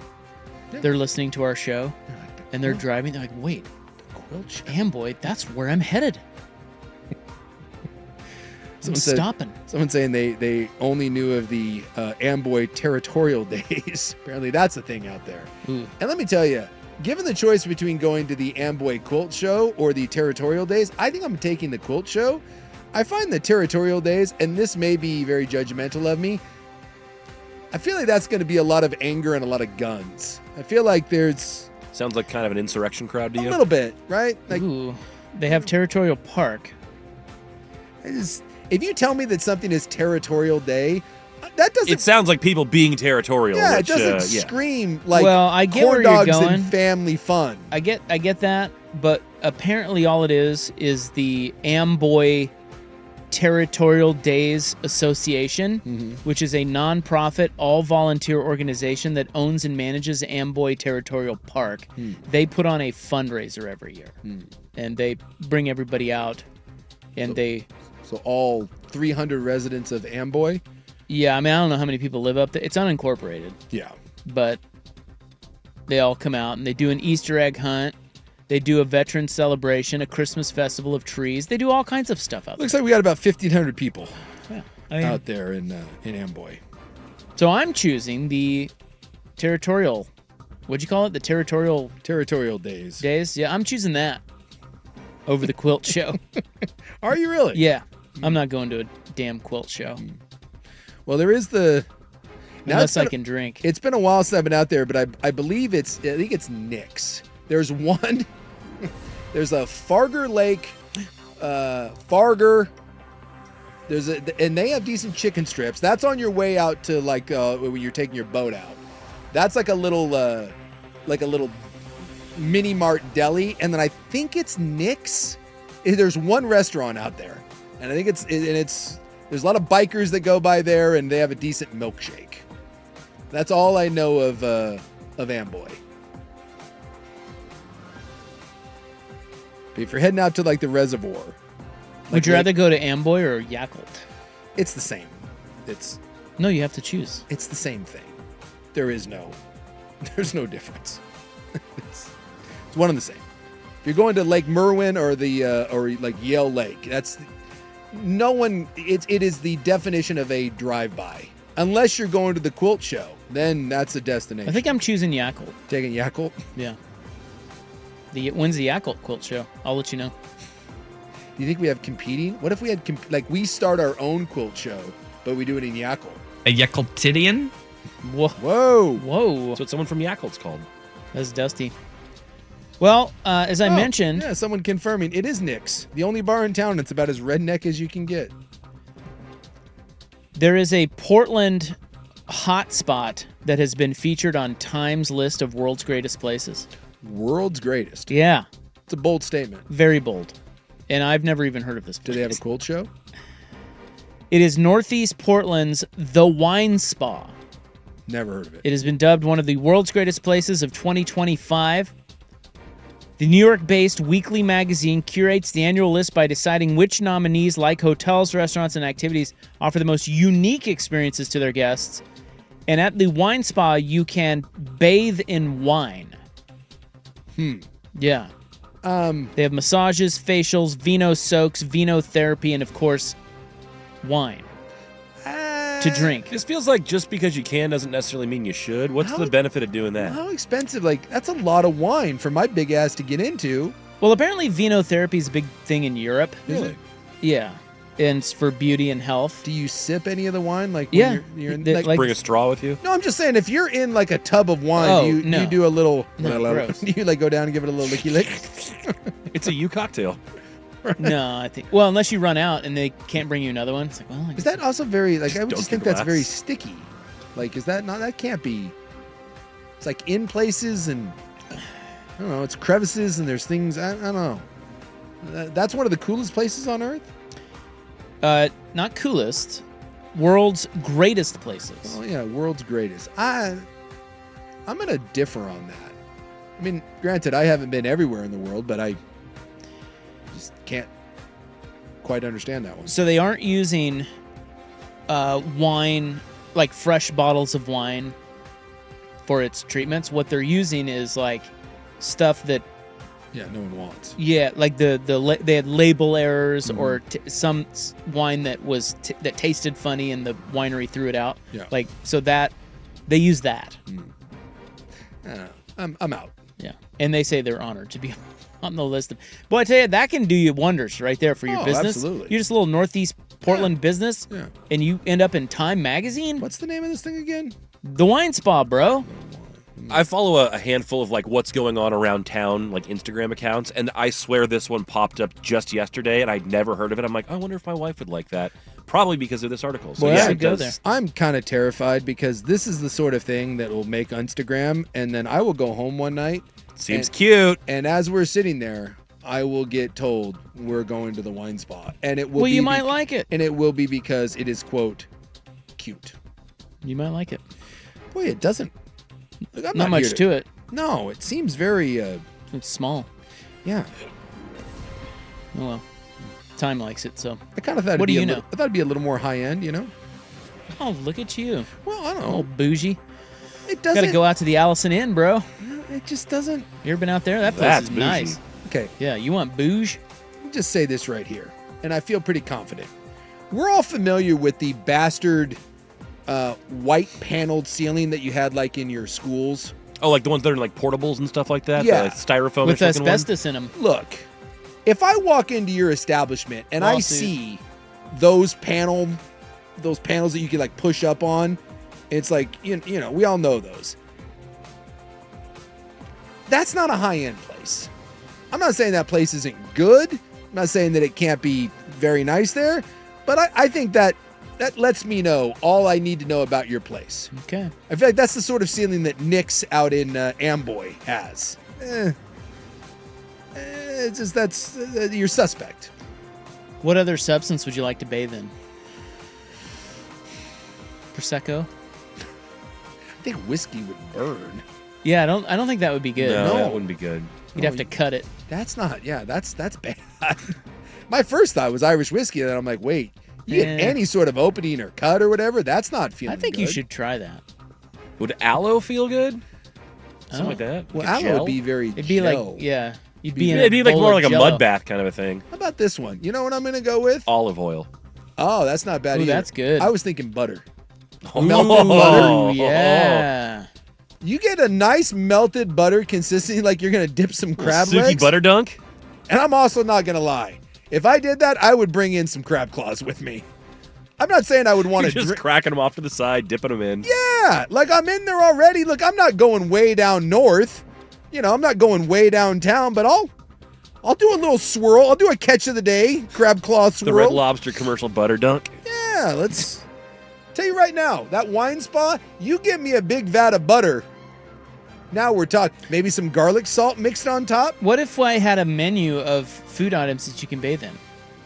I think you come into my spa. He's gonna go get him one of those Milwaukee butter hugs. You could do butter. You could do chocolate. You could do avocado. See, I like this. You could do olive oil. A souk fondue. You could do some warm cheese. Cheese. You tell me Queso? that there's a better smell in the world than butter and onions caramelizing. I mean, yeah, it's nice. You give me a big tub of that. Fondue style. Souk au jus? Yes. Melting pot the hell out of this. Make a pot roast. Let's go. Yet another. Chicken noodle souk? Oh, come Let's on. It go. writes itself. This is a yet another brilliant idea by you. It's just, we're giving to you out there. Oh, Have at it. there's the kid. He's coming back and he's crying and he's on crutches. And his mom's So, crying too. My initial apology stands. Oh, she hard-handed him. She gave him the hard hands. Huh. Love you. So you know it's love. Love you. Hard hands. Well, that's sad for the mom. You know? That's sad for him too. Yeah, but more so for the mom. He probably doesn't care. All right. Coming up next. Oh, I've got lawsuit news. The Advocates at it again? And it involves me. The Advocates are involved. The Advocates aren't involved, but I have a tie to this lawsuit. Yeah, put him in jail. Yee-hoo! You've got my attention. That's next on The Fan. This is the Fan's Window into Sports, a view into today's top stories. Brought to you by Window Nation, online at windownation.com. Obviously, our game plan was not good enough. We tried to switch ball screens front, but they drove us. They got it over the top, and we got down by so many at that point. You're just trying to find a way to go on any kind of run. That's Brian Dutcher, the San Diego State coach. Yeah. They got smoked. You got your ass kicked by the team that everyone thought shouldn't be in the tournament. Maybe they shouldn't have been in the tournament. Yeah, Mountain West sucks. Well, that's the sad part is Mountain West has been fighting for respect, and then one of their better teams just got slapped upside the head. Window Nation, right now get 2 windows free with every 2 you buy and 0 interest, 0 payments for 2 years. Call 866-90-NATION or visit windownation.com to schedule your free in-home estimate. The Fan is live on YouTube, Twitch, and now Window Nation brings you the window into the Fan. On-demand YouTube video shorts with your favorite fan shows and hosts. The window into the Fan is brought to you by Window Nation. Call 866-90-NATION or visit windownation.com to schedule your free in-home estimate. Watch Window Nation's Window into the Fan every day on YouTube with 1080. Peekaboo. The Fan. This is the story of the one. He's responsible for keeping a leading healthcare facility clean and safe. And he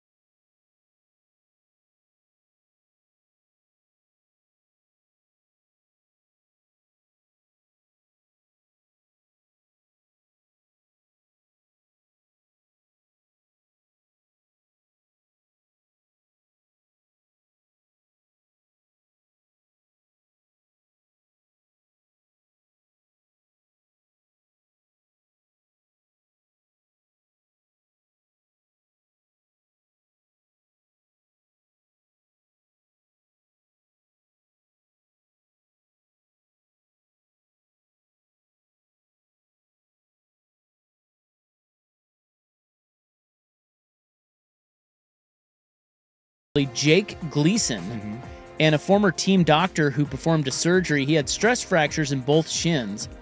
This is way back in 2018. And Gleason is claiming that the doctor, and this is my tie-in, he is my orthopedic. He's my orthopedist. Oh, does this make you feel better or worse? Well, no. All I know, his name is Dr. Richard Edelson, and let me tell you something. He is fantastic. I went to him for my recent shoulder injury, and he nailed it the whole time, and I'm getting better now. Are you being paid? This feels like lawsuit propaganda on your part. Have No. you been bought and sold? He's just making a story about himself. I I wish. I think you have been bought and sold by Big Orthopedic. He's great. He's great. Dog's catching some heat. He's like, one of my patients has a radio show. So this guy had stress fractures in his shins, which is... It's no good. That sounds very painful. Yeah. And he is claiming that the doctor did not properly sanitize an orthopedic plate that he put in his leg. Okay. And so he's now been through, long story short, it got infected, and he's now been through like 14 surgeries. And he lost his career, and everybody cries at trial, and they didn't take the plate out. So The plate. So it's at trial right now. Okay, and he still has the plate in his leg, but it's all. They didn't take it out at the time. I don't know if they took it out eventually, but that's part of the lawsuit. How do you prove that there's a dirty plate in your leg? Well, you got infected. Well, I understand, but infections happen all the time. I mean, you go into a hospital, you get know. MRSA. Maybe they have people saying that it wasn't properly sent. Who knows? Yeah. I don't know. I'm All I know is Dr. Richard Edelson is great. I just was wondering that because, like, the plate goes in your leg, you get an infection in your leg. It does happen. Without taking the plate out, how do you know that the plate was dirty and that that's what caused the infection and not an infection that you caught from having an open surgical Look lead? at you lawyering. I just, Well, I think malpractice suits, aren't they pretty hard to prove? I would think so. Yeah. Like a lot of people think malpractice, but the reality is the medical field is tough. I just was wondering because, I mean, when you play sports, you're around surgeries a lot, and I think I've had like 9, 10, something like that. I've had a lot of surgeries, and so I've had it twice, and I've known plenty of people that you get infections.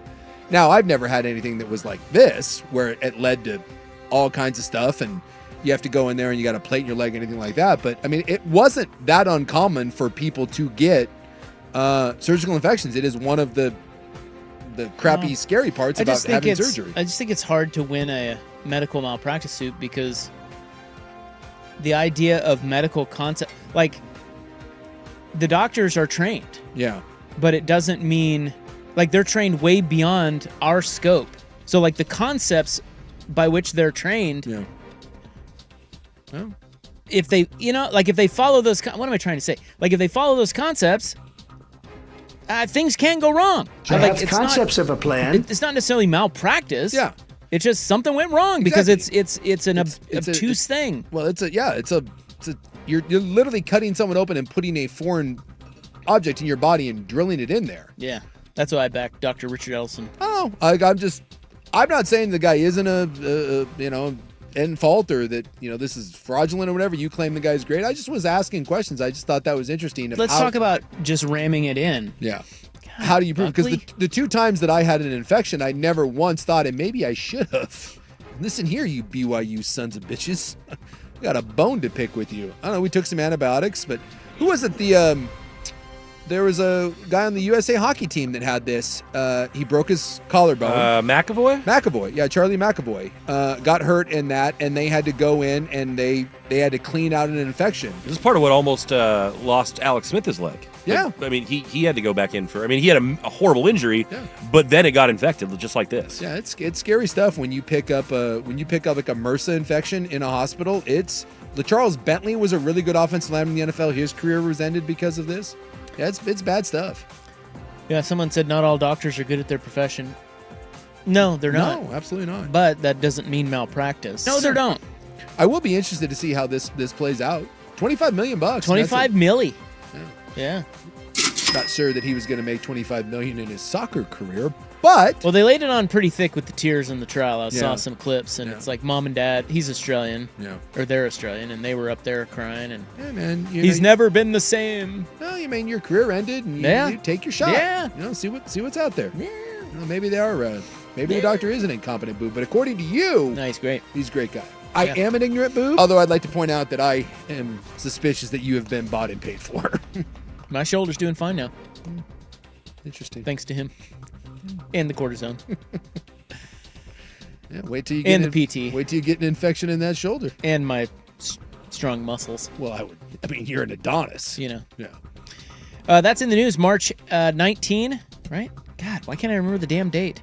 March 19, 2025. It's brought to you by the Advocates, injury attorneys at advocateslaw.com. The Hot 5 is next on The Fan. It's time for Legends of Hoop, an inside look at the college basketball championships. Brought to you by Legends Casino Hotel, within winning distance. They have to go 94 feet. Simpson will inbound under his own basket. Pinedo pressures the ball. He throws a baseball right-hand pass, arcing toward the far free throw line. It's loose under the basket. Laid up and in by Knox. 7/10 of a second to go. Amar Knox gives Alabama State the lead, 70-68. How about that? Dude, that is Westwood one of the craziest endings. Yeah. And no one will care because of who was playing, but you imagine if that was like a Final Four, Duke versus Auburn or whatever, and it ended on that play. It makes the Christian Laettner play seem like nothing. The thing was nuts. Legends Casino Hotel escaped to Legends Casino Hotel within winning distance. Short drive to Toppenish, Washington. The ultimate destination for fun and relaxation. LegendsCasino.com. Searching for the perfect blend of performance and luxury.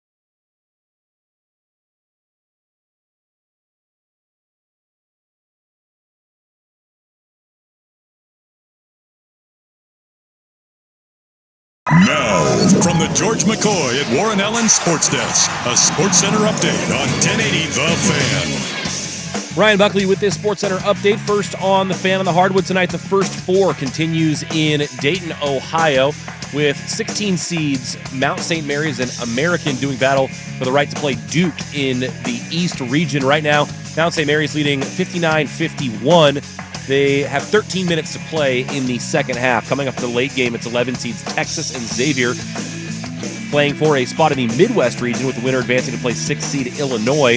That one should tip off right around 6:10. Xavier is a 2.5-point favorite. And in college hoops news, reports indicate McNeese head coach Will Wade has accepted the NC State head coaching job. His team is playing 5 seed Clemson tomorrow afternoon in the Midwest region. In the association, the Blazers host the Grizzlies at Moda Center tonight. Blazers going to be shorthanded still. DeAndre Ayton, Jabari Walker, Robert Williams all out. Jeremy Grant is doubtful. Tumani Kamara and Ryan Rupert are questionable. It's a 7 o'clock tip. Blazers 4.5-point home dogs. More sports scores and stories in 30 minutes. I'm Ryan Buckley, the George McCoy at Warren Allen Sports Desk. Hurt and missing work. Insurance companies acting like jerks. Don't call your mom. Call George McCoy at WarrenAllen.com. The Fan Merch Locker has a new black 1080 The Fan hoodie, as well as classic long and short sleeve tees. Get yours now at 1080thefan.com. Good afternoon. At the tone, Pacific Daylight Time will be... It's 5 o'clock. 5 o'clock. One step closer to my own personal hell. This is Primetime on Sports Radio 1080 The Fan. We expect the best. We're not afraid to break someone. Do you hear me? Primetime is your source for the best in local, regional, and national sports. Go ahead and clap. Mediocrity deserves applause. Isaac Robb. I'm miserable. I had to get up at 10 o'clock this morning. Jason Sakanik. I'm a dude playing a dude disguised as another dude. Primetime on 1080 The Fan. All right. Welcome back. Hope you're having a nice little Wednesday. It's your Sports Bros. Rob, that's me. Big Sook's right over there. Right here. Look at us go. It's Wednesday show. We love Wednesday shows. We're known for them. But tomorrow and Friday going to be even better because we're going to be up at A&A. Yeah. Well, I guess the tournament has already started, technically. Fan Madness. But the real madness, the Fan Madness, begins tomorrow. All 3 shows, both days. Yeah, George McCoy at Warren Allen Attorneys at Law presents Fan Madness. So we'll be up at the Stadium Sports Bar at A&A Sportsbook. And it's also brought to you by Coors Light and video only. And as you said, Dirt and Sprague, Danny Dusty, although Dusty's out of town. That's true. Loser, and you and me. But it's a great time up there. I mean, that place gets packed, and it's awesome. You know, when it's really cool if you've ever gotten to go down to Vegas or any casino for that, it's just such a cool group buzz when a game comes down to the wire. Dare I say that to be in a casino, like if you had to be in a casino for one thing, and that's it, it would be that. It would be March Madness. It's not NFL playoffs or maybe Super Bowl. No, but that's just one game. March Madness. Yeah. That's the one time you want to go into a casino. Well, the best part about this besides all the other times you want. Like, I call those weekdays. You know what I mean. College football Saturday. You get multiple bites at the apple, right?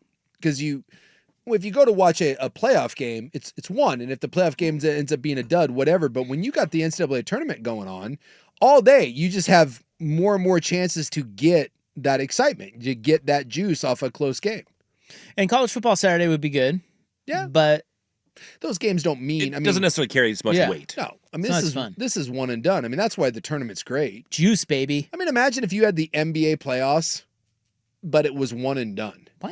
Like, if somehow the Blazers found a way to ass backwards their way into the postseason. Playoffs? Like, they're playing a 7-game series against Oklahoma City, whatever. Okay? We know how that's going. But if you said it was a one game, one and done, anything can happen in one game. And that's the beauty of the tournament when you get into this, because it always ends up being the big boys that end up winning the whole thing. But you get an upset or two in the first couple rounds, maybe a buzzer beater. I mean, what happened last night? If that South Alabama game had that been something to go to the Sweet 16 or whatever, had involved Duke or Kentucky, we're talking about that for years. That's on one shining moment. All right, coming up here, we got viral video news. We'll get back to Roppy brackets. We didn't have time for this yesterday, but we have the trendy upset guy who picked the trendy upsets. Mm-hmm. Did I tell you? Do you remember me telling you about that? I do. So he's this trendy guy who, I don't mean like he wears cool trendy clothes. Yeah. He just is always very good at picking upsets in the NCAA tournament. Yes. And he doesn't even watch the games. No, he just goes off of analytics. But he has picked 2 upsets for 2025, and he has his eye on a couple of others, and we'll tell you who this guy picked. Tasty. This hour. And then you can piggyback, because that's all we do during our brackets. Just tail it. You just wait for people that are smart to tell you little tidbits and facts, and you're like, oh, that's why I like that handicap. I'm going to do the same thing. I knew that all along. Oh, yeah. In the club tonight, we have a director who ripped off Netflix, and how often Americans are doing it by state. So you get to like find out if you're below, above, middle of the road. I have the numbers, and they may surprise you. I'm guessing it's not as much as you think. It's not. No. And the youngs definitely are not doing it. No, that's a whole thing. They don't like to do it. The youngs aren't drinking, and they're not doing it. No. What's wrong with them? What the hell is going on? Hold on, everybody. Right now, the Hot 5 at 5. Hot topics, hot opinions. Oh, Charlie, I'm hot today. And hot air. It's time for the Hot 5 at 5. That's hot. The Hot 5 at 5 on Primetime with Isaac and Sue. No, I mean it. That's very hot. The Hot 5 at 5 with Isaac and Sue. Brought to you on The Fan by Victorico's Mexican Food. Discover Victorico's new savory menu items. Order in-store, online, or get it delivered straight to your door at victoricos.com. Well, I really enjoy the show. Thank you. Bye. Number 5. Well, this is a stunner, but if you bought tickets to Blazers-Grizzlies tonight to see Ja Morant, you will not see him. You guys know, I think it was Danny that tweeted this out. It will have been 3+ years since anyone in Portland has seen Ja Morant play. Welcome to the NBA, right? He has a bum hammy. That dude's like one of the biggest stars in the league, and you haven't seen him in Portland now. It'll be 4 years next year, when he won't play next year either. You will also not see Blazers stars DeAndre Ayton or Jeremy Grant. Even the great Toumani Camara is questionable with a calf injury, so have fun tonight. Yeah. Maybe seats are cheap. How about that? I don't think they are. No? Hey, that's another problem. I did hear they're raising ticket prices for next year. Well, there you go. Which is bold move. Inflation. Eggs. Yeah, my guy, I help him sell seats sometimes. He's got some seats right behind the Blazer bench. And he let me know, he goes, hey, I'm not getting my seats next year. He goes, they're really raising prices. We're going to jack up those prices. This young, budding superstar team. First four, night 2, Mount St. Mary's has opened up a 64-51 lead on American. These are 16 seeds, so whoever wins will get pounded by Duke. We were rooting for American University because of America, but it turns out Mount St. Canada here kicking the living hell out of it. Yeah. Don't worry, good. Trump won't stand for this one bit. Oh, Mount St. Mary's would like you to know that they're Americans too. Are they? They're not as American as American University. No, they don't have a Claude Z. Eagle mascot. I also found out it's like $57,000 a year to go to American University. Yeah, pricey. From what I'm seeing, Duke better watch the hell out. Off the 6 seconds that you've watched this game? The Mountaineers aren't scared, are they? That's right. I see him matching up well. What else did I have for you here? Oh, tonight we have Xavier, Texas, for the right to play Illinois? Correct. That game do anything for you, Xavier, Texas? A little bit. You could be seeing a Blazers draft pick, right? Yeah, Trey Johnson. Texas? Trey Johnson is a guard at Texas you should watch because he will play in the NBA. This is one of those that you just kind of keep an eye on, then if it's close at the end, you'll watch it. He's a freshman. Indiana poached West Virginia's coach. Iowa wanted that guy because he's from Iowa, but no dice. So the Hawkeyes are expected to make a run at Drake's Ben McCollum. Meanwhile, Virginia's search is zeroing in on VCU's Ryan Odom. Fun fact, Odom was the coach at UMBC when they knocked off top-seeded Virginia in 2018. Coming back full circle. Do you know what the final score of that game was? It involved Virginia, so I'm guessing it was played in the 40s or 50s. 74-54. They beat them by 20. Yeah. Well, Virginia can't score. A 16 seed. Did you ever see Virginia play? Yes, but dude, how many years have we said it's never going to happen, it's never going to happen, and they beat it by 20? I can't believe that Bennett won a national championship there playing that style of offense. Also, most believe Colorado State's Nico Medved, who went to Minnesota in college, will be offered that job. It will be his to turn down. And shamed out of LSU, Will Wade is leaving McNeese State. He has already taken the job at NC State, but he will coach McNeese against Clemson. And yet all these coaches bitching about the transfer portal. Here they are, all leaving before the season's over to go take better jobs. Dodgers' quest for 162-0 is off to a very nice start. They sweep the Cubs in the Tokyo series, winning 6-3 this morning. Shohei Ohtani hit a bomb. The rest of the league opens a week from tomorrow. Looking it up today, the Mariners have the worst record in the Cactus League, so that's exciting. Look, doesn't matter. 54%, here we come. Yeah, but did you see they're releasing new commemorative cups at T-Mobile Park that look like tridents, so there's that. What are they commemorating? All right, I wouldn't even say commemorative. They're just novelty item cups. They look like big tridents, but you get free refills of soda. How does it look like a... Look it up. Do Mariners Trident Cup. It's an exceptionally dumb novelty item. I'm mildly concerned because it sounds like the Mets are going to start Clay Holmes on opening day. And I don't know if you know this, but Clay Holmes isn't a starter. Where's Singa? He's a reliever. I guess he's not... Well, they got Clay Holmes to start. Yeah, he's going to start. But he's not been a starter. He's been a long reliever. Number 1. It worries me a little bit. Well, that's a new thing now, though. Spending a lot of money, and we're rolling out Clay Holmes to be the starter. I was reading about this the other day, that a lot of teams have moved. So guys find roster spots in bullpens, and because they're fireballers or whatever. Yeah. And then while they're in the bullpen, they teach them new pitches. and then they convert them to starting pitchers. Clay Holmes is one of those guys. There's several of those guys now around the league. It's kind of becoming a trend because they're cheaper. You know what I'm saying? That makes sense. So, I mean, it's not a bad idea. Clay Holmes has good stuff. Yeah. He's going to be their opening day starter. Says that Senga, though, they're looks like April 1st is where they have him picked. Hey, easy on the forequal. And number one, the Vikings are no longer interested in acquiring quarterback Aaron Rodgers. They say they will roll with J.J. McCarthy as QB1. Minnesota says they've rejected several trade offers regarding McCarthy, but they do plan to sign a veteran. It just will not be Rodgers. This means the Rodgers watch to Pittsburgh or New York or retirement is on. And so whichever one he goes with, then the other team will get to decide between Russell Wilson and Joe Flacco. Aaron Rodgers is a little bitch. That's not. Would you rather have Russell Wilson or Joe Flacco? Russell Wilson. And that's not saying much, but I'd rather have Russell Wilson. Hot 5 brought to you by Victor Rico's Mexican Food, 19 locations across Oregon and Washington, now in Lackamas Square in Vancouver. Find a location near you at victorricos.com. When you think of flavor, think of Victor Rico's. We'll get back to Roppy Brackets next on The Fan.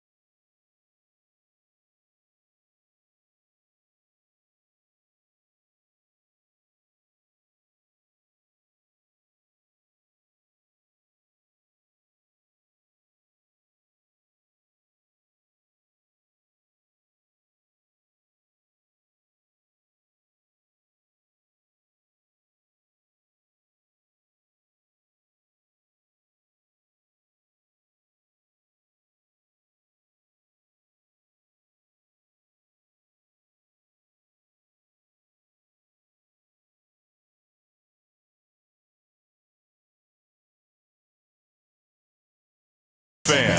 All right, back to Roppy Brackets here. Got a couple upsets to tell you about. These are locks.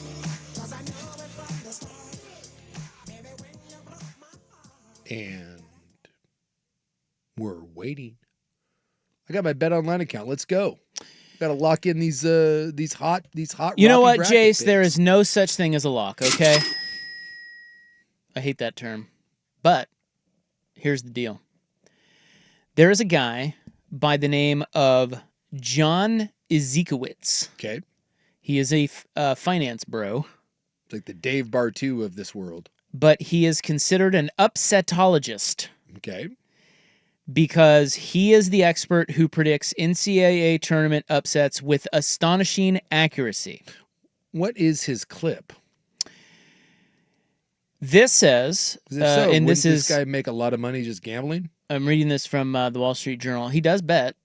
He says, over the years, the proprietary model has called for 41 upsets, and 28 of them have hit. Okay. 68%. Now, that's outright upsets, not just against the spread. Taking points. Yeah. And this says that's a remarkable record of correctly picking winners that are supposed to lose. What's even more impressive is that he doesn't waste his time with upsets that are upsets in name only. It isn't exactly jaw-dropping when a number 9 seed beats a number 8. Sure. So instead, he zeroes in on the true shockers, the 11, 12, 13, or 14 seeds that can magically turn into Cinderellas. So it's pretty good because if he's picking these outright at 68, you got to figure against the spread, he's better than that. Yeah. Oh, yeah. You do a lot worse than just sprinkling a few shekels across this guy's bets. He also doesn't watch a lick. No. Well, that's like Dave Bartu. I don't think Dave watches a lot of these things, but he just goes, he has an analytics model and he goes off of that and I think a lot of guys who bet, you'd be stunned at how little they actually watch because your eyes can deceive you. Well, You can watch a team and think that they suck. The reality is they don't suck. They just didn't play well when you watched them, and their numbers may say otherwise. Well, I would make the argument that you could probably be poisoned, right? By again just by your eyes. Yeah, the math don't lie, bro. No, big eye in the sky doesn't lie. Rasheed Wallace said that. Rasheed. So,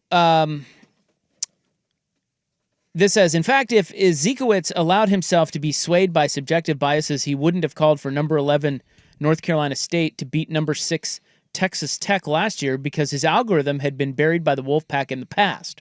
Instead, he stuck with the system and NC State danced all the way to the Final Four.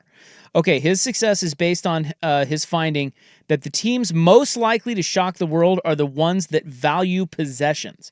His model likes schools that grab offensive rebounds and limit turnovers, both of which lead to extra shots. It similarly dings opponents that struggle in those categories. Then he bakes in a few other key indicators like strength of schedule and defensive field goal percentage, and voila! This year, Izikowitz's model calls for 2 upsets. Well, I've got my pen and paper here as we're heading up to ALNA tomorrow. And he also likes some longer shots. Here are those picks and how his numbers compare with the win probability from college basketball statistician Ken Pomeroy and the line at the sportsbooks. Are you prepared? Let's do it. Because that's the main one. I'm going to look at who he's predicting and then see what kind of points we're getting. The first one, UCSD over Michigan. That is everybody. I know.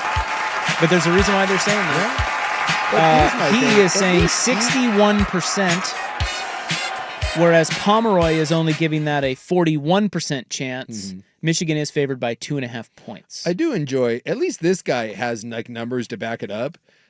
I love how every national pundit donkey now, looking at you, Jason McIntyre, I told you about this a week ago. The UC oh, stop it. Stop it. No one's even heard of UC San Diego until a week ago. Well, as we mentioned the other day when we were going through these, of the 364 teams in Division I, UCSD has the 7th lowest turnover rate, and they force turnovers at the 2nd highest rate in all of college basketball. And this is why everybody is picking UCSD, is that Michigan is 338th in holding on to the ball. Interesting. Michigan did just beat 3 top 20 teams in a row to win the Big Ten, though. They sure did, and they've got some size. Yeah, Vegas, it's only on the money line. San Diego's only plus 125. So it's not, this isn't much of an, according to Vegas, this is not much of an upset. So the second one that he has chosen here is... It doesn't say which one he likes more. These are just his 2 upsets. Well, no, it's by percentages. Okay. So is this one bigger or... VCU over BYU. Oh, sons of bitches.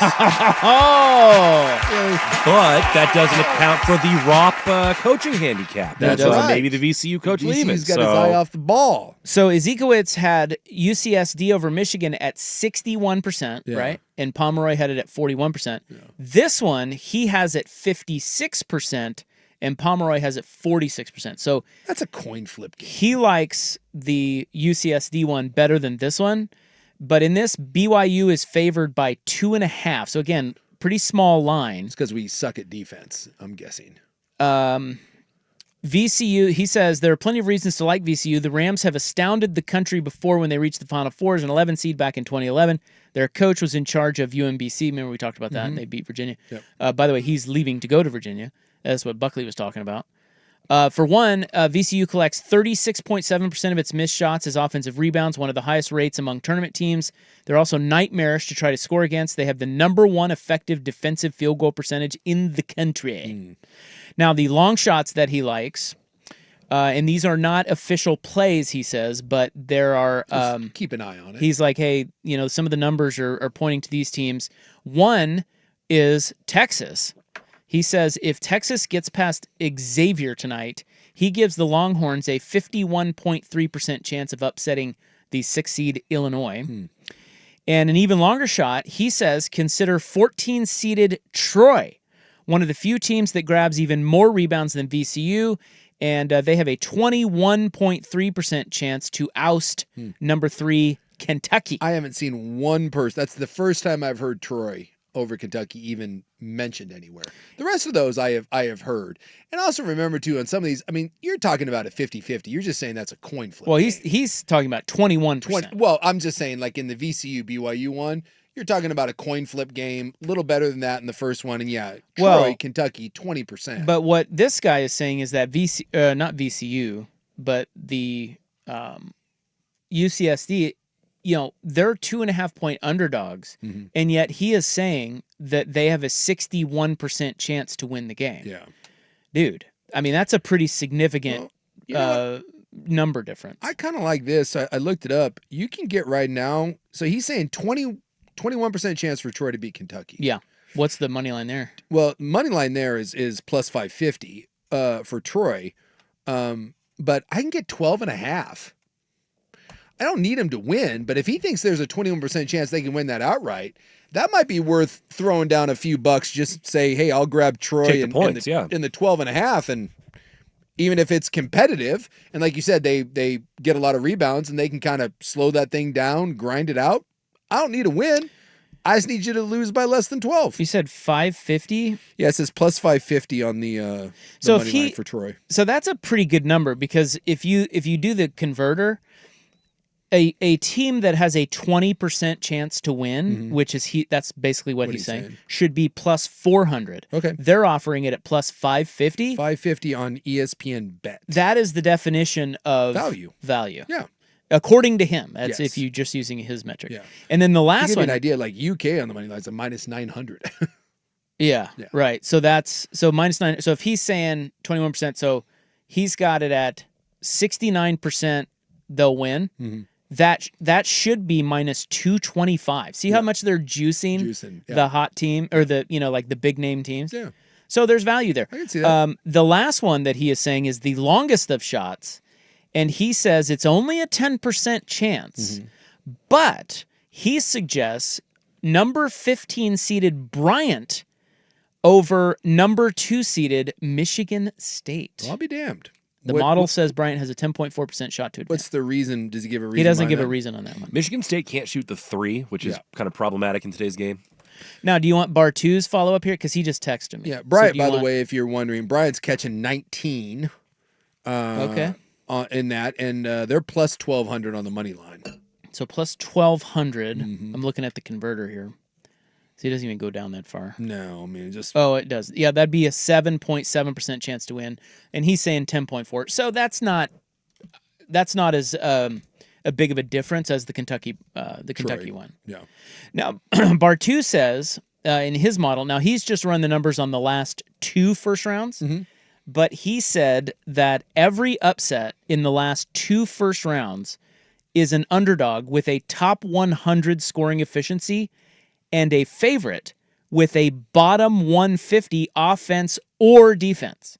So that applies to 9 teams so far 9 teams in this first round. Okay. Those teams are, and I'm listing them by favorite. These are the favorites. Yeah. In other words, you want to, according to Bartu, they may lose. These are the most likely teams to these teams get upset. Yes. Ole Miss Okay. against North Carolina. That makes sense. Mississippi State against Baylor. Oregon against Liberty. BYU against VCU. Texas A&M against Yale. Michigan against UCSD. Some of these are obviously the ones that people have been talking about. Marquette against New Mexico. Haven't heard that one yet. Kentucky against who was Troy. it? I'll tell you what, there may be a $20. I'm not doing money line, but I may place a 20 spot down on Troy to cover. And then Missouri against Drake. So those would be. And some people have said that the Drake. I've heard that one. I don't like that in every one of these models that people are pointing out. You know, the one common, there's 2.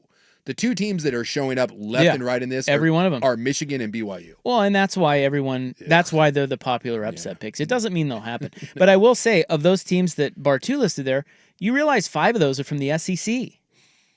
Oh, yeah. Isn't that interesting? Yeah. Because he says, they have a bunch of bad defenses. Yeah. Or, see, the flip side of this is they just play you could say juggernauts. they're playing Auburn in Florida.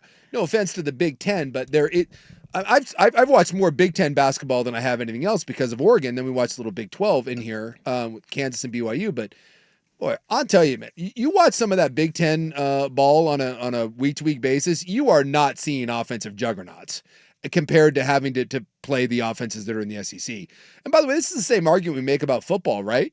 Like when the SEC defenses were dominating, what do we always say? Well, it's because they don't play anyone with a good offense. Yeah, it's all about matchups and styles. Yeah. And I do think, look, there's so much information out there now. It's hard to get an edge. It's hard to get an edge, but it's also, I feel like the people that are smart and run the numbers are giving, the information's out there. Yeah. So it's very clear. It doesn't mean that they're going to happen, but it's very clear that if you talk to anybody who is paying attention to this, the 2 most likely upsets are VCU and UCSD. Yeah. Because it's almost across the board that they all agree. Yeah. So and the numbers the numbers clearly show that. Yeah. And that's how those guys bet. They just I bet promise numbers. you, if you want to win money, just bet against BYU. I'm prepared to get kicked in the balls again because it's gonna happen. Can I tell you something? Yeah. I have a BYU bet. Against them? No, I bet them. I have faith. I want you to know that makes me feel even worse. I have faith about what's going to happen. I got them. Everyone says this is the best BYU team they've had. They're in my portfolio. And they're just going to get kicked square in the Mormon nuts tomorrow. But you know what my reasoning is, which is terrible? That everyone's picking VCU? Well, that's part of it. That VCU's coach is leaving? That's also part of it. But the main reason is I just think BYU's good, which is so stupid. We're done. That's the bias, that's the right? bias, yes. Like every time I watch them, I'm like, dude, they're really good. I just kind of like them. Yeah, I think they're good. They're going down. So they are going to lose. You're right. 100%. They're going down in flames. All right, we've got viral video news next. Here's Buck. Now, from the George McCoy at Warren Allen Sports Desk, a Sports Center update on 1080 The Fan. Ryan Buckley with this Sports Center update. First on The Fan, the first 4 going on right now in Dayton, Ohio. American trying to make a late push in this one, but they are trailing by 9. Mount St. Mary's looking to advance to play Duke in the East region with a win. Coming up just past the top of the hour will be 11 seeds Texas and Xavier squaring off for a spot in the Midwest region, with the winner advancing to play 6th seed Illinois. Xavier is a 2.5-point favorite in that one. In college hoops news, reports indicate McNeese head coach Will Wade has accepted the NC State head coaching job. His team, McNeese, takes on 5 seed Clemson tomorrow in the Midwest region. In the association, the Blazers host the Grizzlies at Moda Center tonight. Portland going to be shorthanded, but no Ja Morant for Memphis. Tip-off is at 7 o'clock. The Blazers are 4.5-point home dogs. In NFL news, reports indicate the Vikings will not pursue free agent Aaron Rodgers and will move forward with J.J. McCarthy as their QB1. More sports scores and stories in 30 minutes. I'm Ryan Buckley at the George McCoy at Warren Allen Sports Desk. Hurt and missing work, insurance companies acting like jerks. Don't call your mom. Call George McCoy at warrenallen.com. The Hot Corner, now in its new time. Tuesdays at 7 after Isaac and Sue on Portland's sports leader, 1080 The Fan. It's time for Who's Leading the Charge. A look under the hood at the coaches, players, and teams getting it done. Brought to you by Battery Exchange. Past the midway point. But they got all kinds of problems. I think you got to talk things over if you're American right now. Dola Adebayo starting to flex. Well, American is trying to claw back, but it's not going to happen. By the way, every time I hear you have a problem, all I think about is the drop. Especially with American University. Do it anymore. You can have problems. Anytime I hear something close to that, I just instantly go there. You do it anymore, you're going to have problems. Battery Exchange, mention code BXT10 at checkout for 10% off your entire purchase this month online at batteryexchange.com. Ready to shoot your shot? Log into BetMGM and make you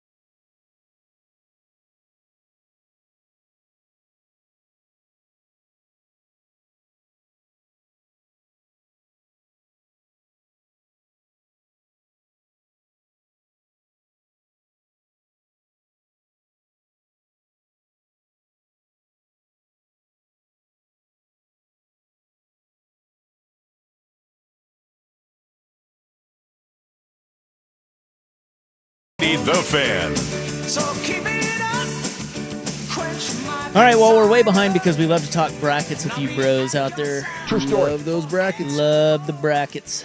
little disappointed here in our American University. Yeah, they failed us. Yeah. I'm moving to Mount St. Mary's, Maryland. Well, so much for America being the Americans team. You know, somebody asked a great question. They said, do the Canadian colleges have good basketball teams? And if so, do they have a Final Four? That's a great question. I don't know. What do you mean? There's no Canadian basketball. There isn't? Like college basketball? Well, what about University of British Columbia? I mean, they do hockey. They have like? But they're not. I don't think they're division. I mean, it's an entirely different system. Well, I know. I think what he's asking is what is that system? Are they good? And do they have a Final Four? Because they do it in hockey, don't they? No. Don't they have college hockey up there? I mean, all the best players, if they're playing college, play in the United States. Just like all of Canada's best players, if you were an actual Division I athlete. But do they have college? They have college hockey in Canada. I don't think they have. I don't think they like. We have the Frozen Four that we have an NCAA tournament. Right. If it is, I'm sure it's a club sport because if you are a good Canadian hockey player, you're either in the CHL, like where the Winterhawks play, or you go to an American university. You're not. So if you have I mean. Who was SGA played at Kentucky. He's Canadian. He didn't go to a Canadian university. He went and played in Kentucky. Well, again, the quality of play may be less because the best players go elsewhere, but they still have it, right? Like I'm looking here. I just Googled, and there is a Canadian Collegiate Athletic Association. Okay. So I'm looking here. The U Sports Men's Basketball Championship, branded as the Men's Basketball Final 8. A Canadian University basketball tournament conducted by U Sports. So, yes, it does. Students in Canada may participate in varsity basketball. Yes. In college and university throughout Canada. So it determines the men's national champion and involves champions from each of Canada's 4 regional sports conferences. So I guess that's, that's. It's run by something called U Sports? Yeah, U Sports. Yeah, not youth. No, you. Yeah. The 2 youths. Yeah. All right, cool. Yeah, well, we answered that and question. All right, let's get to the big Did you viral. say Utes? Yeah, 2 Utes. By the way, that's a criminally underrated movie. It's a great movie. What's that movie? My Cousin Vinny. My Cousin Vinny, that's right. Joe Pesci is great in that. We have viral video news, and it's really dumb. We'll get to that next on The Fan. It's time for a Ducks Report, the inside story on Oregon athletics. Brought to you by Mods PDX. The future of building is here. We've talked a little combine. We've talked a little pro day. The Cincinnati Bengals are bringing in potential first-rounder Josh Connerly for a visit. They have the 17th overall pick. Good fit, Sue? He wasn't listening. Oh. I heard Josh Connerly. Josh Connerly visit to the Bengals. They have the 17th overall pick. Yes. Here's my I got a big theory on this. Cincinnati's defense is going to be so bad. Everyone's saying try to load up on defense. F it. Do the Colts model. Just get the best offense you can and hope that your defense can hold on for dear life. They need offensive line help. Then you can move one of your tackles in. So, yes, I do like that pick for the Bengals. Mods PDX, the future of building is here. The best basketball party is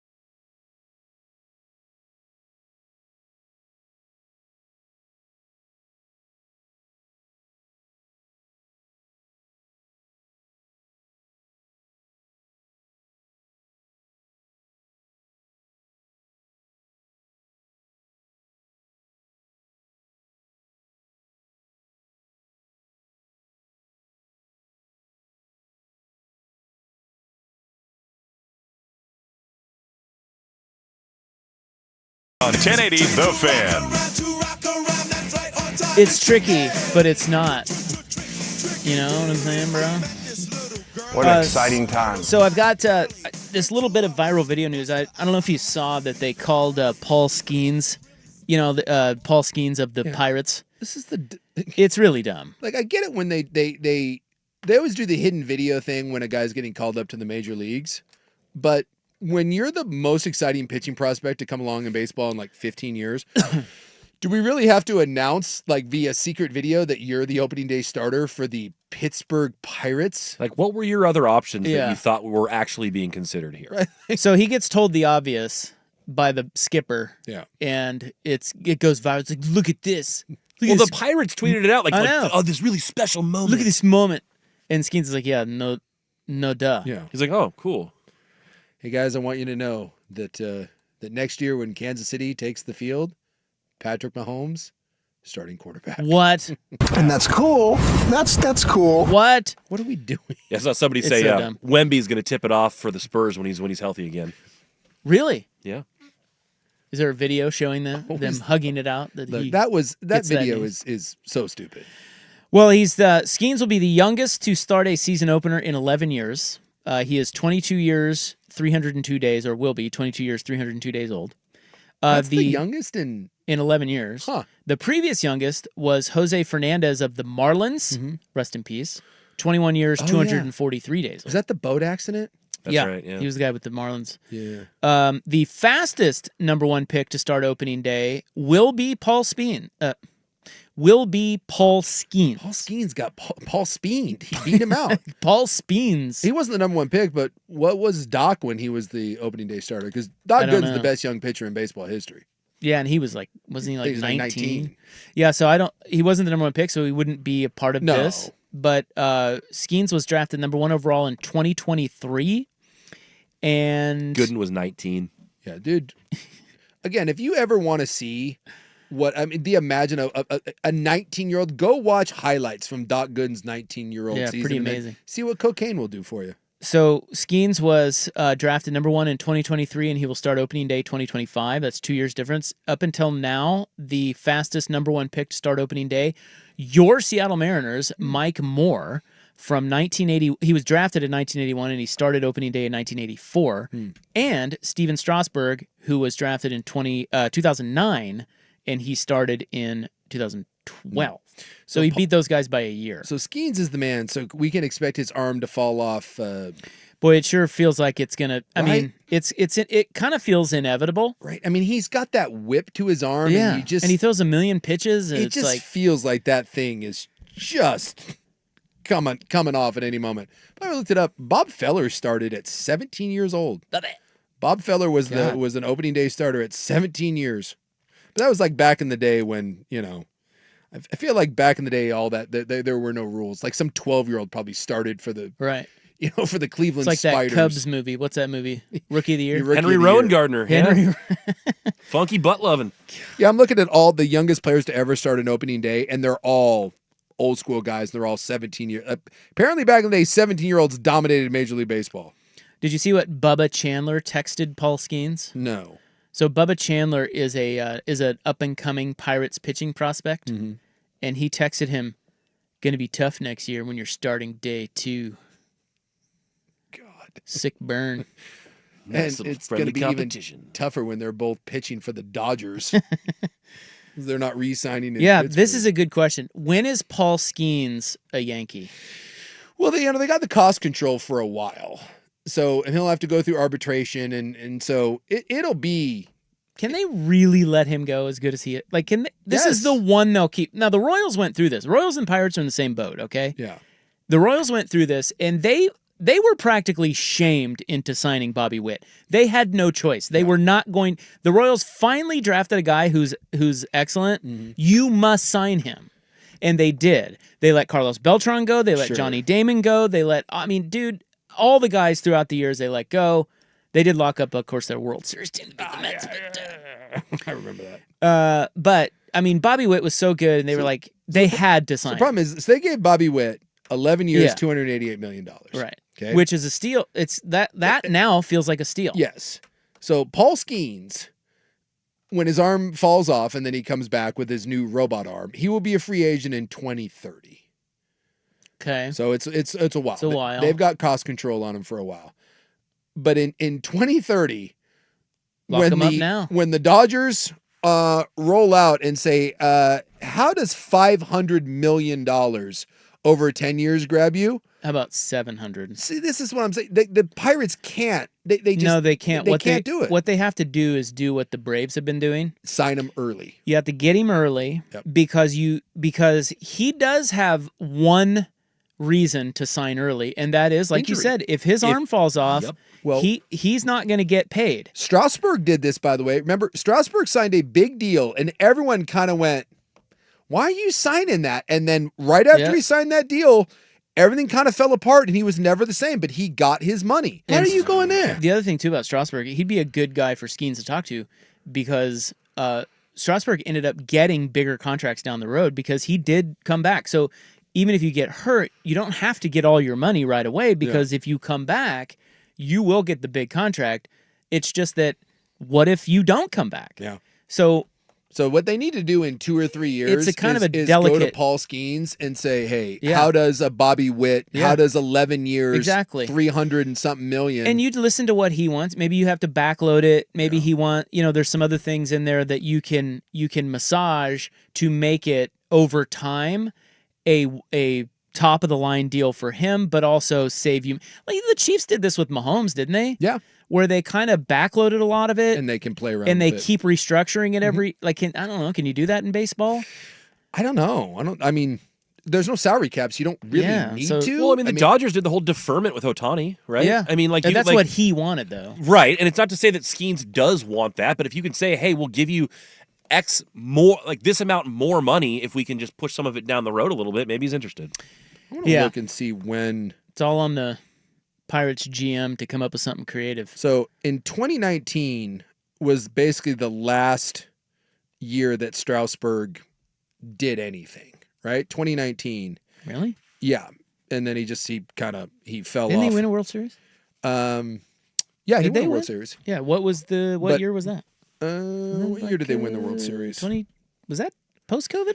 Was that pre-COVID? Pull up when they won. I thought that was 19. Harper had left because he did not win. 18 or 19? So 2019, yeah, the last year. Okay. So Strasburg, this is, you take the money. So Strasburg was coming off a 7-year 175. That was early on. 7 years, 175 million. He wins they go and win the World Series, and he signs a 7-year 245. And the year after that, everything went to hell, and he never did anything again. But he got to collect on 245 million, even though he never really played any sort of significant time again. So it does behoove you, to sign that deal. Like, get something for it. So if you're Skeens and you're waiting to 2030 to cash in, he won't. It's a ballsy move. You He sign won't. early and you take a little bit of a discount, because let's say you sign for 220 million. I know that's not what you're going to get on the open market, but that's generational money that you never have to worry about again. And if your arm falls off, Strasburg style, well, all right, I still have 220 Well, what million. if you sign like a 20-year deal? Yeah. And just say, hey, you want to keep me? Yeah. Let's do this all the way to the end, whether I'm hurt or not. Well, you know who looks like a clown now for doing that? Oh, well, I mean, the organization does, is Mike Trout. Yeah. They signed Mike Trout to a lifetime basic contract for a lot of money, and Mike Trout is a shell of a human being. The Angels with Pujols as well. Same The thing. Cardinals said no to this. Yeah. With Pujols. Yeah, Cardinals were like, no. At least Pujols was different age. I mean, they signed Mike Trout, and Mike Trout was he was Mickey Mantle, and Mike Trout is even. I mean, they're not even moving him. Mike Trout's not even playing center field anymore. Yeah, he's going to DH and play right. But again, he signed a guaranteed deal. There is some security in that. All right, let's get to the club. We have a director ripping off Netflix, and I think we need this for our show. I noticed something walking into the building today, and I'm going to advocate for it. Hot chicks room? We already have one of those. I mean, there's no hot chicks in it, but there's a room. There's a room. No, it's something different. We'll get to that next on The Fan. Hey, it's Suk, and guys, let's talk about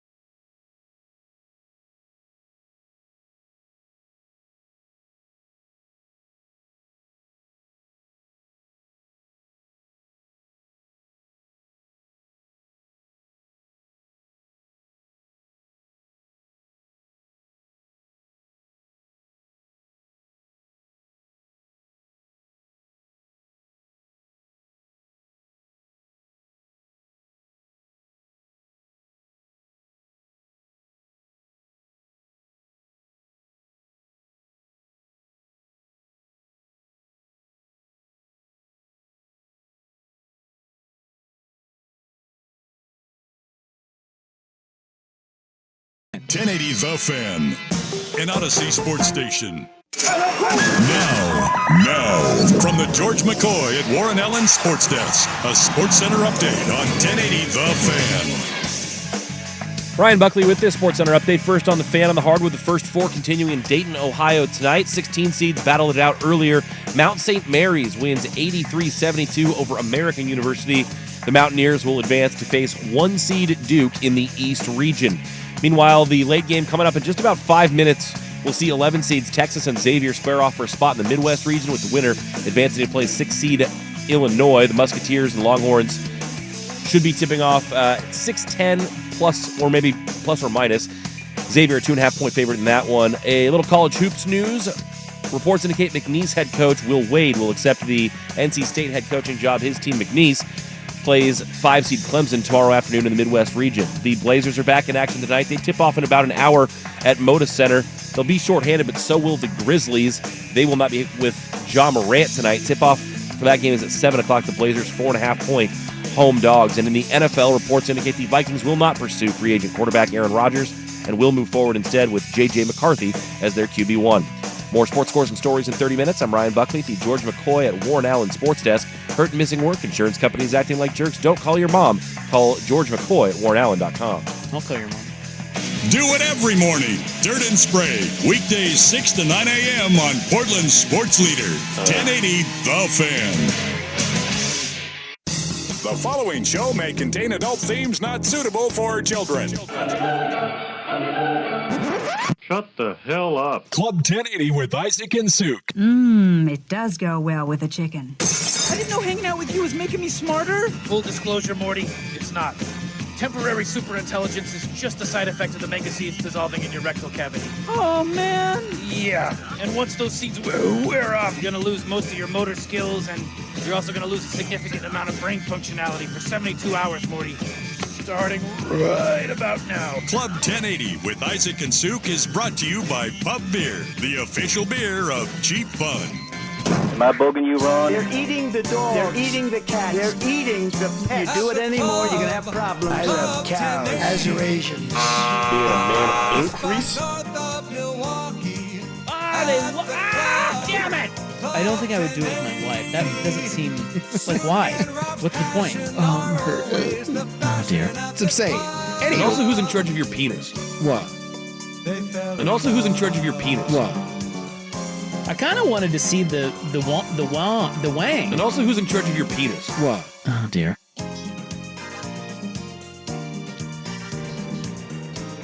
Yeah, so I was walking into the building today. You know, we have a building here. We do.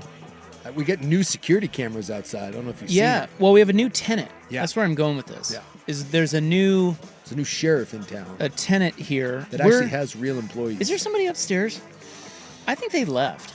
No, the person that's upstairs is the new tenant. I think the new tenant has. They're upstairs. I think they have that bottom room when you first walk in on the right. I think they have that and upstairs offices. I got you. Okay. So there's one downstairs that's coming. That's going to be a separate one. But that's the same company. That's different. So, no. I think it's the same company because they labeled it. They put up the signs now. Okay. So we're getting. So I think what Buckley is saying. So we have a 2-level sitch. Yes. We're down in 1 level, but there's another office on our level. That has been empty, but now a company called ESCO has moved in there. Yeah, it's their headquarters. Okay, but I think what Buckley is saying is that ESCO is also upstairs. They are. Okay, so that's both ESCO. I thought ESCO was on the... Anyway, bottom line is, yes, there is a big company that has moved in with like 10 times the amount of employees. ESCO. Yeah, and so our parking lot's full and everything now. Yes. Kind of bullshit. And they're putting up, there's all kinds of stuff happening. We've got like bike storage now. We're putting up security cameras. It's a whole thing. It's one of these hip, trendy Portland offices. Yeah. Well, anyway, I noticed that they have flags. Did you notice that? There is an ESCO flag out there. Yeah, flags! Yeah, I do love my flags. I know. I think we need a Primetime flag. Or a 1080 The Fan flag. We have an Odyssey sign, but we don't have a flag. I'm out on Odyssey. I'm talking about the Fan. A fan flag. Well, we need a fan flag to fly next to the ESCO flag. Because we have an American flag out there. Yeah. I don't know if you know that. Oh, I've seen the American flag. We have an American flag. I say the Pledge of Allegiance every day when I come in. I bet you do. Yeah. America, yeah. And then under Love the that flags. is a Wesco flag or Esco flag. I don't like that they're I don't trying like to that outflag either. us. What is that about? We were here first. And don't give me this 105.1 The Buzz or 94.7. No. 1080 The Fan. 1080 The Fan. The flagship Odyssey station. That's right, because I would say if we primetime flag it, then it's going to cause ruffles with the... Yeah, we don't want to do that. We're all in this together. Yeah, the fan flag. But we ain't flying no Odyssey flag. Get out of here with that. Company. I think the flag budget has been greatly reduced. Yeah. Although, we have like An those, Odyssey station. we have those table skirts. Why can't we Fly just that? Why can't we just take a table skirt, run it up the flagpole, and then our flag will be bigger than the ESCO flag? You want a pole? Yeah, give me some pole. You don't want to upstage the American flag because it's at the top and it's the biggest. That's true. I think there's rules. Not really, because my my insurrectionist neighbor, his Trump flag is twice the size of the American Well, but flag. it's a private residence. I'm Yeah, talking trucks, about balls, yeah. This is corporate. Corporate America. Yeah. Public. So you can't have bigger flag than the American flag. I don't think you can actually. don't I think know. if you have a flagpole with a bunch of flags on it, Yeah. the American flag has to be the biggest. Otherwise, the flag police come.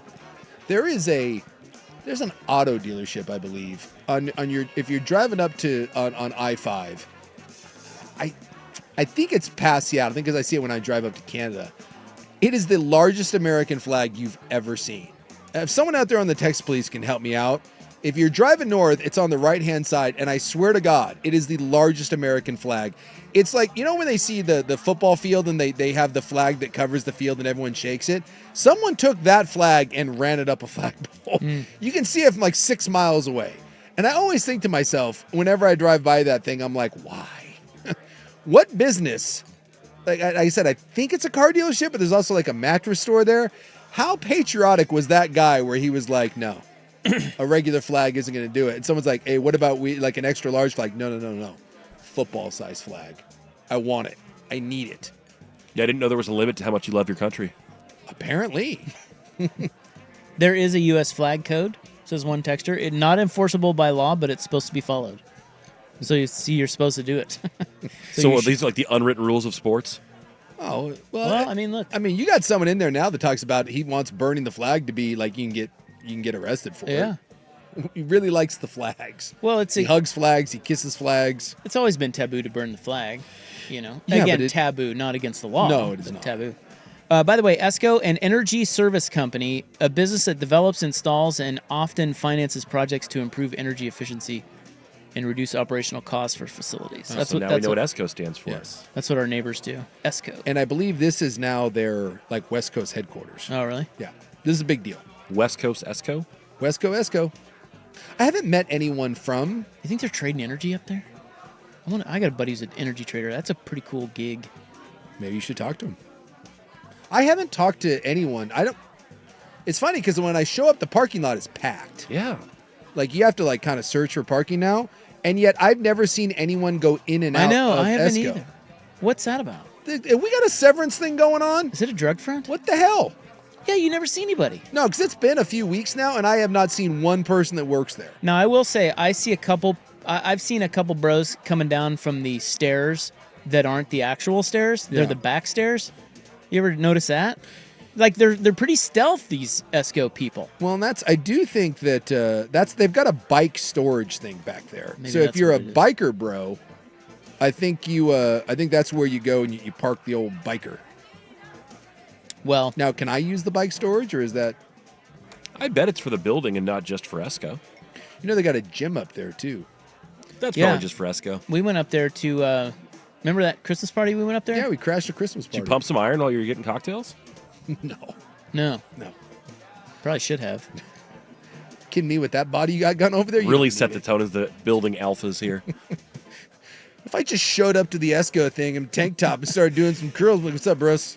What if I just start going up there and like, Mingling? I'm like, yeah, just hanging out. I'm just from What are you Odyssey. guys doing for lunch today? What do you guys do? Building Alpha here. I'm kind of intrigued now about making a run up to ESCO.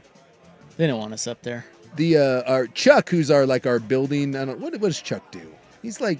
Who's Chuck? Oh, Chuck. Accounting. Oh, He's accounting. He's like a controller, right? But he wears many hats. He's a math guy, or like the numbers guy. Yeah, Chuck was giving me the lowdown. He was all like, when they were moving in, he was telling me all about it. Chuck knows. And Chuck was all about he's trying to work out some. He told us that he was trying to work out some sort of deal where we got to use the gym. He wanted to know if I'd go work out up there. And I was like, nah, I'm good. I think he was trying to gauge the interest. If we were to gain access to the ESCO gym, how many people would use it? And considering that we have like 9 employees, I told him probably not many. So wait, has the gym always been up there, or did they put it in there? They put it in. So it wasn't there for that Christmas party? No. So it is just their gym. It is just their gym. They have built ESCO is into, not only are they trading energy, but they're creating energy with remedial squat thrust seminars. They needed everyone I've seen coming down from those stairs is fat. Jesus. like shots fired. But at least they're taking the stairs. He's going to go get him one of those Milwaukee butter hogs. I think ESCO is trying to send a message with the bike. A lot of bike storage. Hey, fat asses, bike your way in, and while you're there, go do some push-ups. And they do have private security too. There's a couple security bros. Well, I did notice, like I said, we do not have outside cameras, and yesterday they were putting up the outside security cameras. They must be doing some cool stuff up there. I know. I don't think we're allowed up there. I think they're putting the cameras up there to keep riffraff like you out. What if we did wireless mic and took it up there on the air? Let's see what's up. What's up, ESCO bros? Talk to Karen at the front desk. She's not going to be happy about that. You're going to get I'm one of gonna those kick situations. your ass, you little bitch. I have noticed a lot where, I don't know if you see this, but we got a lot of people now that think it's illegal to be filmed. Like every one of these Karen videos is someone yelling. I saw that one. Like, you can't film me? Where were those ladies? They were like, it was a mother-daughter? Yeah. Did you see that one? There's like 1 million of these out there. The newest one is the mother-daughter, and they get arrested. Apparently they were griping about libs. Yeah. But they don't really say that in the video, so I don't know if somebody just made that up. You know, it could be fake news. Sure. But they do get arrested, and it's because they won't shut up. They won't stop screaming. And then one of them punches the cop. Yeah. And she's like, you can't arrest me. These people are crazy. There's something wrong with We them. have this weird thing now where people feel like if you just say you can't do something, that you can't do it. Oh, yeah, people do it all the time to the cops. I'm always fascinated by that one when the cop's like, hey, put your hands behind your back, and the person's like, no. Where do you think that's going to go? Like, one party has the authority here, and it ain't you. I'm not doing that. In what world is the cop going to be like, you know what, you're right, I can't arrest Who do you think you are, a cop? Cop. But you see this all the time where some Karen or some... Did we ever figure out what the male Karen was? Chad? Yeah, I feel like Chad was thrown around. Right, you'll get some Well, Chad... Chad's the guy that... it's a great bit on SNL. Yeah. Where Pete Davidson, it's like, okay. Okay. Hey, Chad, we're going to... okay. All right. But you get some Karen or her husband, and they're always acting like a bunch of dip-asses. Let me look up this one. And then someone pulls out their phone and starts filming them, and that enrages the Karen because... And then she starts yelling, you can't film me, you can't film me. And the person's like, ma'am, you're at a Starbucks. I absolutely can film you. And the only reason they don't want to be filmed is because they know they're being a total asshat, and yet they just keep digging a deeper and a deeper hole. If you don't want someone to film you because you're yelling and screaming, it might be an indicator to stop yelling and screaming, and then just turn around and walk away. Okay, so this was in Palm Beach, Florida. By the way, Google telling me that the male equivalent of a Karen is Kevin's, Greg's, or Terry's. Terry's? Terry's. Huh.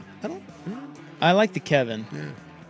Kevin, Karen, it kind of, So Palm Beach, Florida, the body cam footage has gone viral recently, and it's these two entitled bitches.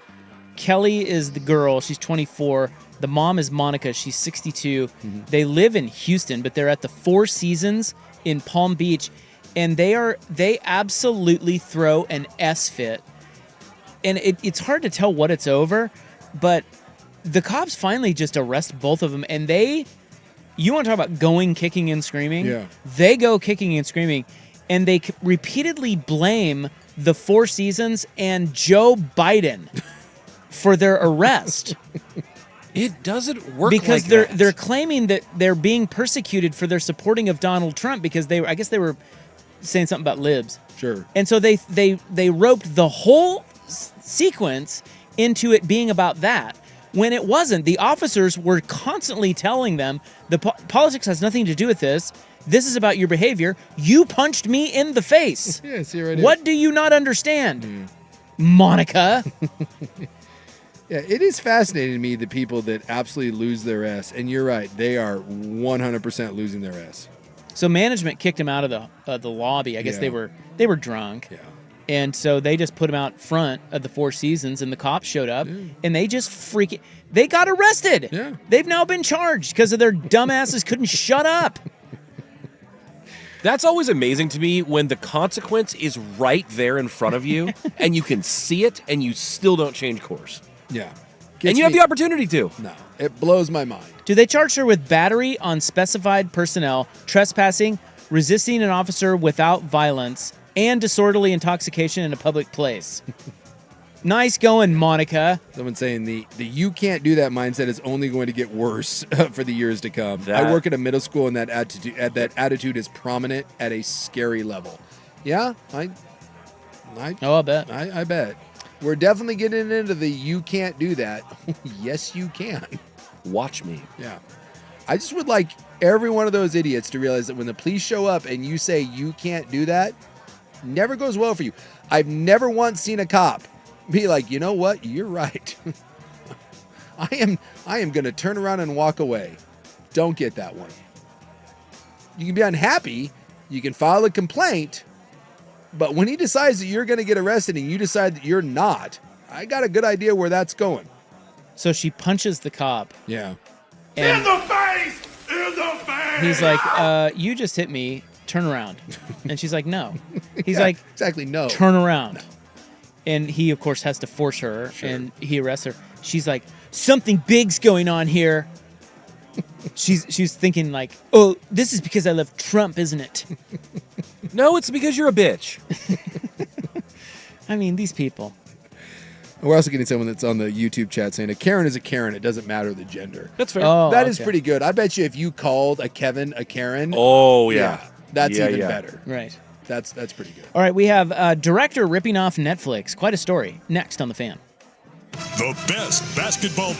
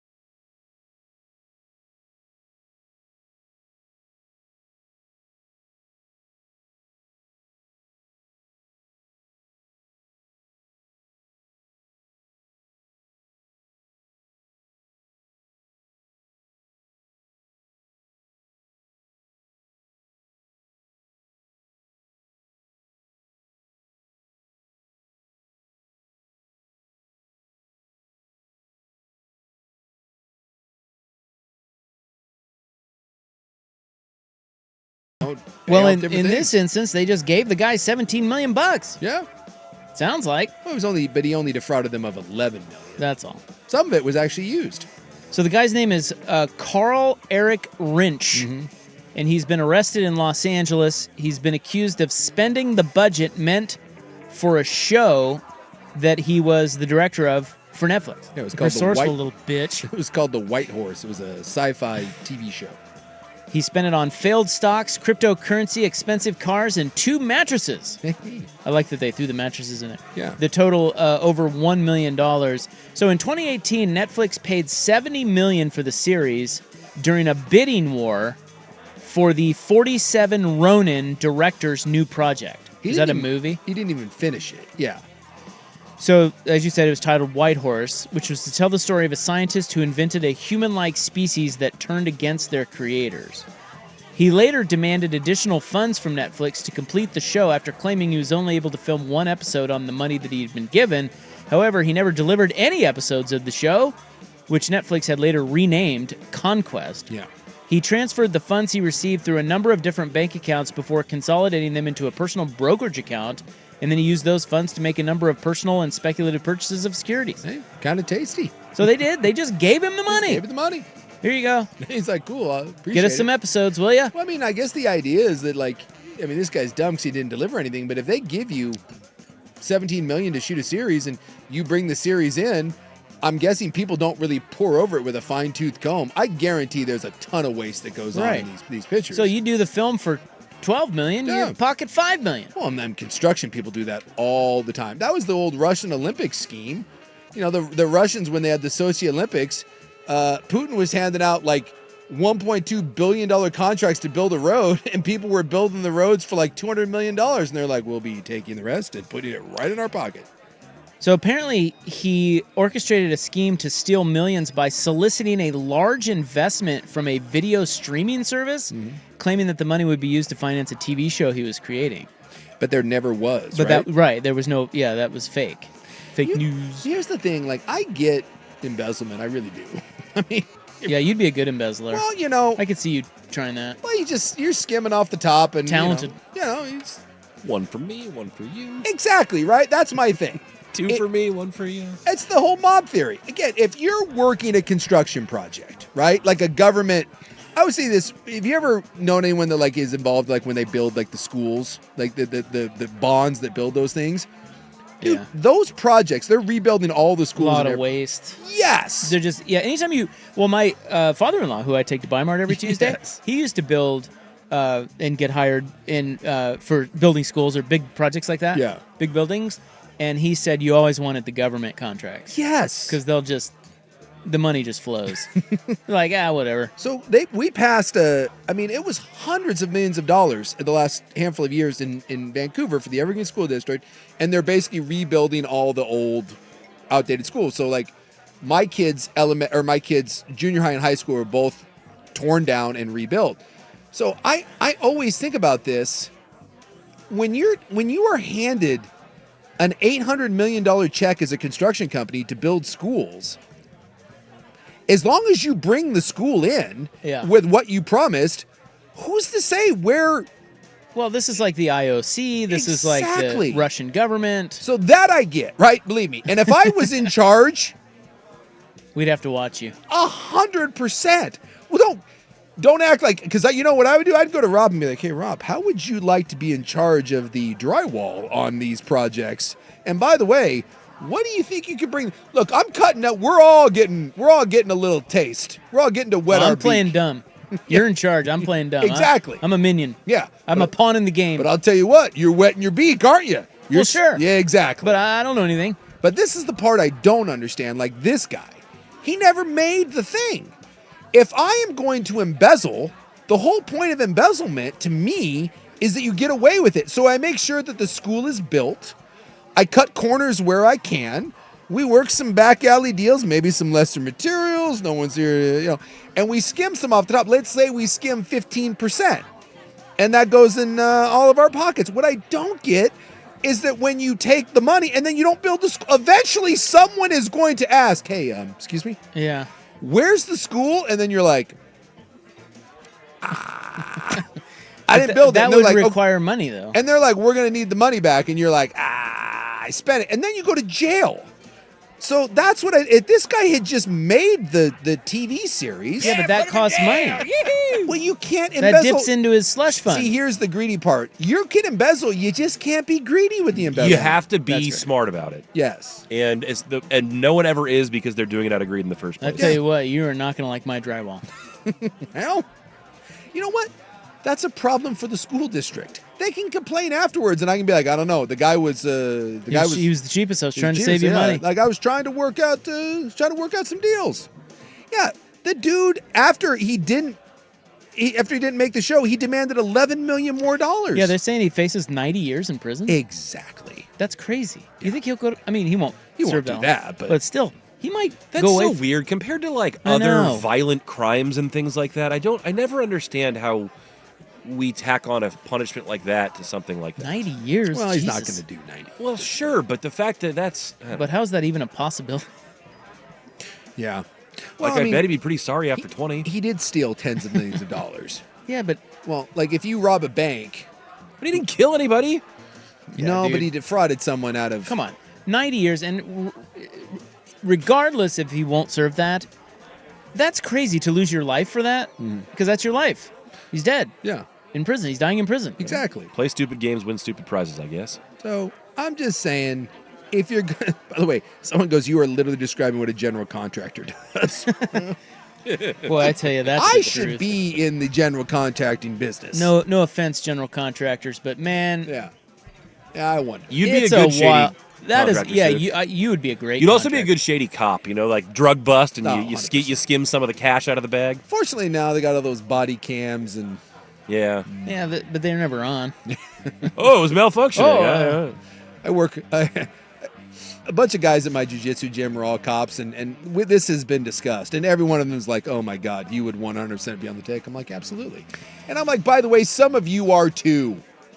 You just make things. I'm not saying, and that's my point. I'm not saying you have to like plant drugs and like send people to jail that don't deserve it, but you're telling me there's cops out there that don't operate in the margins? Of course they do. Yeah, the general contractor thing is interesting because there really isn't much oversight on those guys. Like, and this guy's a friend of mine. My contractor is a friend of mine. Great dude. And he and his guys redid our house, built an ADU for us and everything. They're wonderful. Did a great job. But it took me a while to get used to the billing. Yeah. Because I'd be like, dude, why are they always round numbers? Like, can you show the receipts of like what the, because you'd break it into category, right? Yes. It's like electrical, 20,000, wait, 20, is it 19,600? Because that's $400 different. Yeah. You know what I'm saying? Yes. And he'd be like, no, well, it all kind of comes out in the wash. It's like, we'll steal from one budget line and we'll move it over there. I'm like, See, here's my thing. He got to my end, like the end number was about right. But they're doing the Office Space thing, rounding up all the pennies, just collecting up But it's like, and, well, that costs a little extra, and This is how Don't I ask operate. questions. This is how I operate my bar tab. I don't know if you're like this.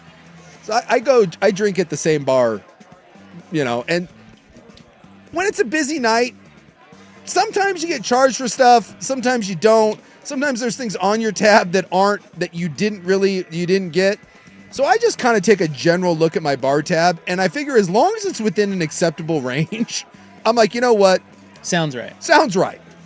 And the other day, we were just talking about this, and the other day we were there on like Sunday, and there was these two dudes that had been drinking there for like 3 hours, been there for a long time.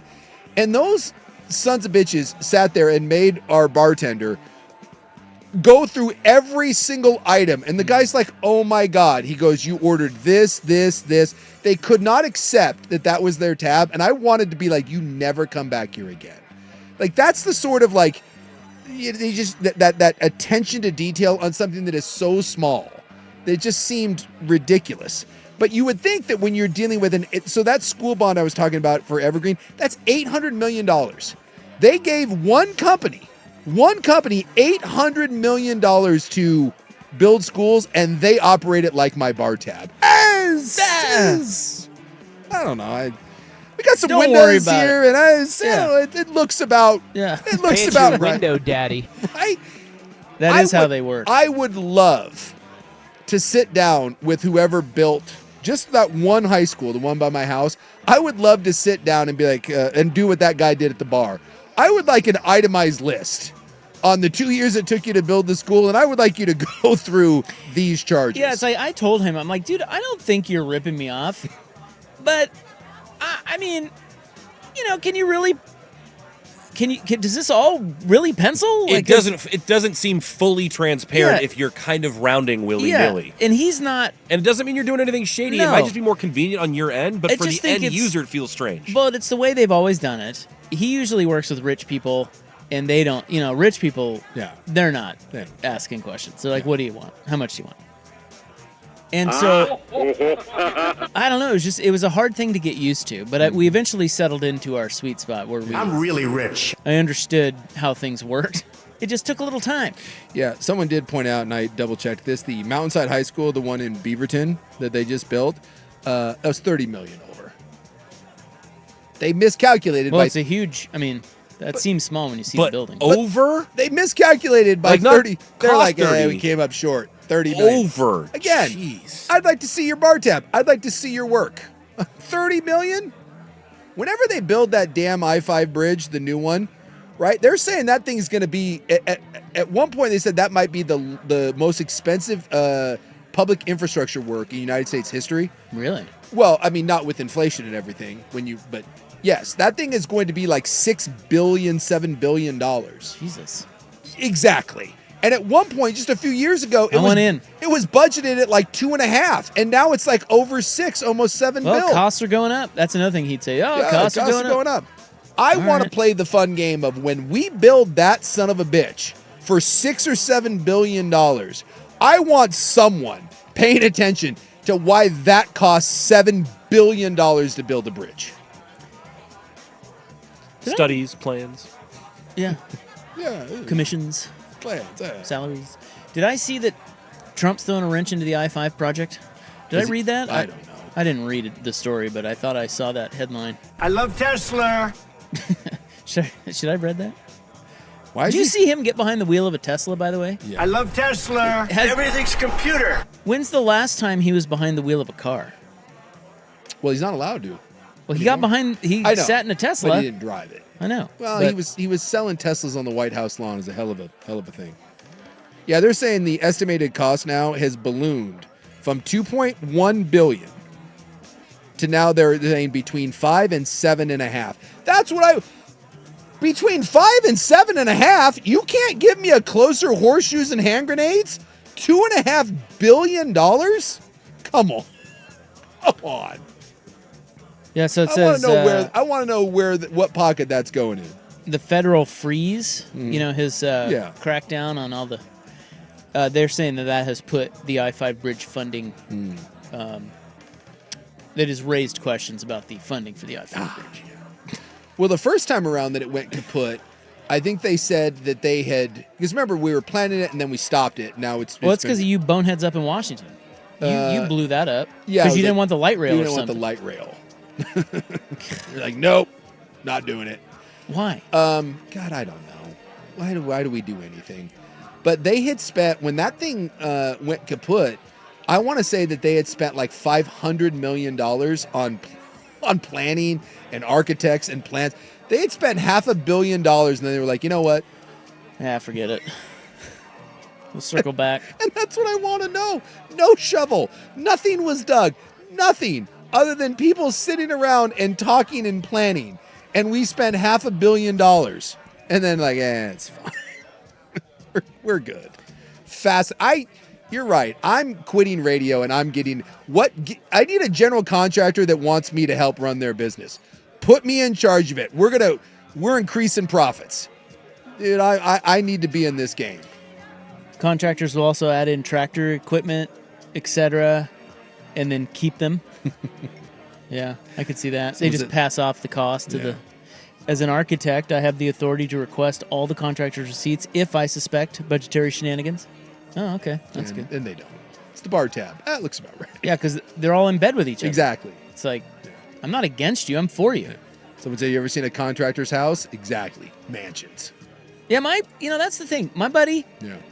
I mean, nice, but not. He ain't. I know 2 of them, and they are living high on the Yeah, law. I think that it's all about scale. Yeah. You just got to keep living, man. L-I-V-I-N. L-I-V-I-N. All right, we got to go. Here's Buck. Now, from the George McCoy at Warren Allen Sports Desk, a Sports Center update on 1080 The Fan. Ryan Buckley with the Sports Center update. First on the Fan, the first 4 continuing in Dayton, Ohio this evening. In the early game, it was Mount St. Mary's beating American University to earn a berth in the East region, where they will play 1 seed Duke in the next round. Right now, the late game going on between 11 seeds Texas and Xavier. The Longhorns with an early 23-17 lead. They're midway through the first half of that one. The winner will take on 6 seed Illinois in the Midwest region. Some college hoops news to report. McNeese head coach Will Wade will accept, or has accepted, the NC State head coaching job. His team, McNeese, plays against 5-seed Clemson tomorrow afternoon in the Midwest region. In the association tonight, the Blazers are hosting the Grizzlies at Moda Center. Portland going to be quite shorthanded, but the Grizzlies will be without Ja Morant. That one tips at 7. Blazers 4.5-point home dogs. And in the NFL, reports indicate the Vikings will not pursue free agent quarterback Aaron Rodgers and will move forward with J.J. McCarthy as their QB1. More sports scores and stories in 30 minutes. Ryan Buckley, the George McCoy at Warren Allen Sports Desk. Hurt and missing work, insurance companies acting like jerks. Don't call your mom. Call George McCoy at warrenallen.com. The home of Primetime with Isaac and Sue. Weekdays 3 to 7, 1080 The Fan. Still getting around to that fix on your car? You got this. On eBay, you'll find millions of parts guaranteed to fit. Doesn't matter if it's a major engine repair or your first time swapping your windshield wipers. eBay has that part you need, ready to click perfectly into place for changes big and small. Loud or quiet, find all the parts you need at prices you'll love, guaranteed to fit every time. But you already know that. eBay. Things, people, love. Eligible items only. Exclusions apply. Mornings can start feeling the same. Wake up, brush teeth, go to work. But with breakfast from Wendy's, it's like, wake up, brush teeth, Baconate with a breakfast Baconator.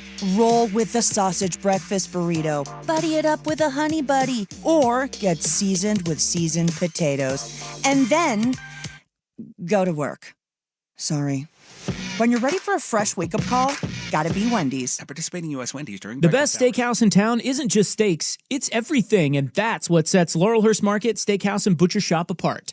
Hey, it's Rob. For your next night out, visit Laurelhurst Market. Something for everyone, and it's all given the same care as their one-of-a-kind cuts of meat. From the charcuterie board to the calamari, the roasted beets to the cast-iron black cod, it's all delicious, not to mention a spice bread pudding with pistachio ice cream for dessert.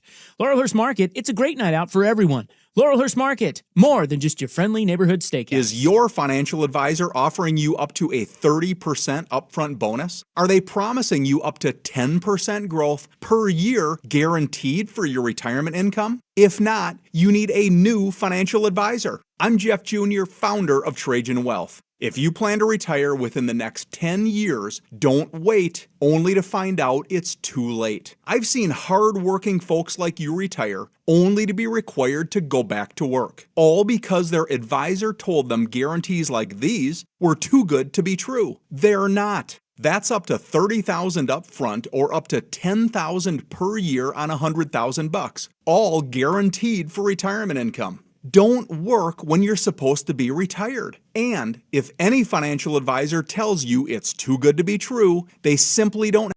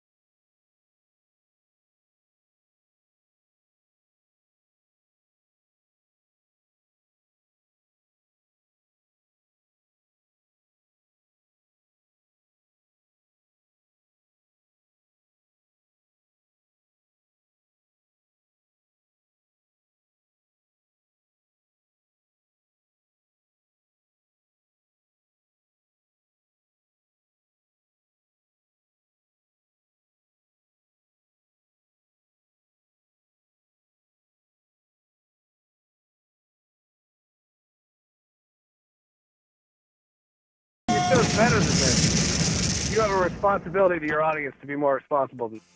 It's true. We do. Because we're already behind and we have to break again. Damn it. Well, we got caught up in hot fraud talk. We did. It's all fun and games till they come and get you. White Lotus style, right? Yeah, but I think the beauty of it is you can't really prove it. No. You know? So I want to be in the construction game. Notice that Buck got real quiet.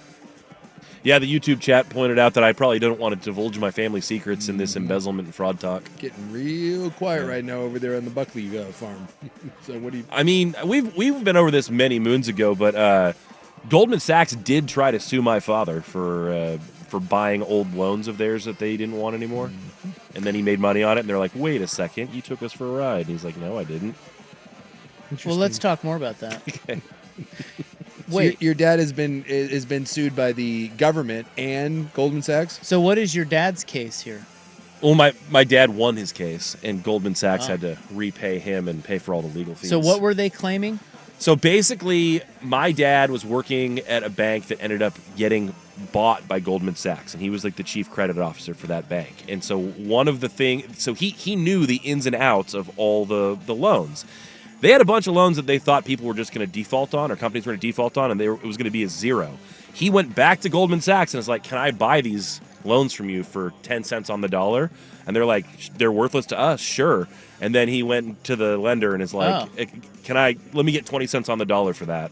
And he turns a profit, and they're like, whoa, this guy just made money off of our loans. He's like, you had all the information and you sold them to me. Yeah. So they were just bitter that he...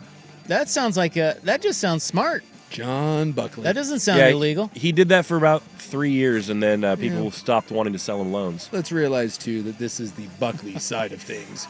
We're That's getting true. a hard Buckley slant here. The courts ruled in favor of Buckley v. Goldman, so... Well, there ought to be something in place with these bad judges, these rogue judges. Exactly. You gotta take care of these guys. I want impeachment now for the judge that sided with the Buckleys. All right, we gotta go. We will wrap it up next on The Fan. The home of Dirt and Spray. I'm Dirt. At the end of his career...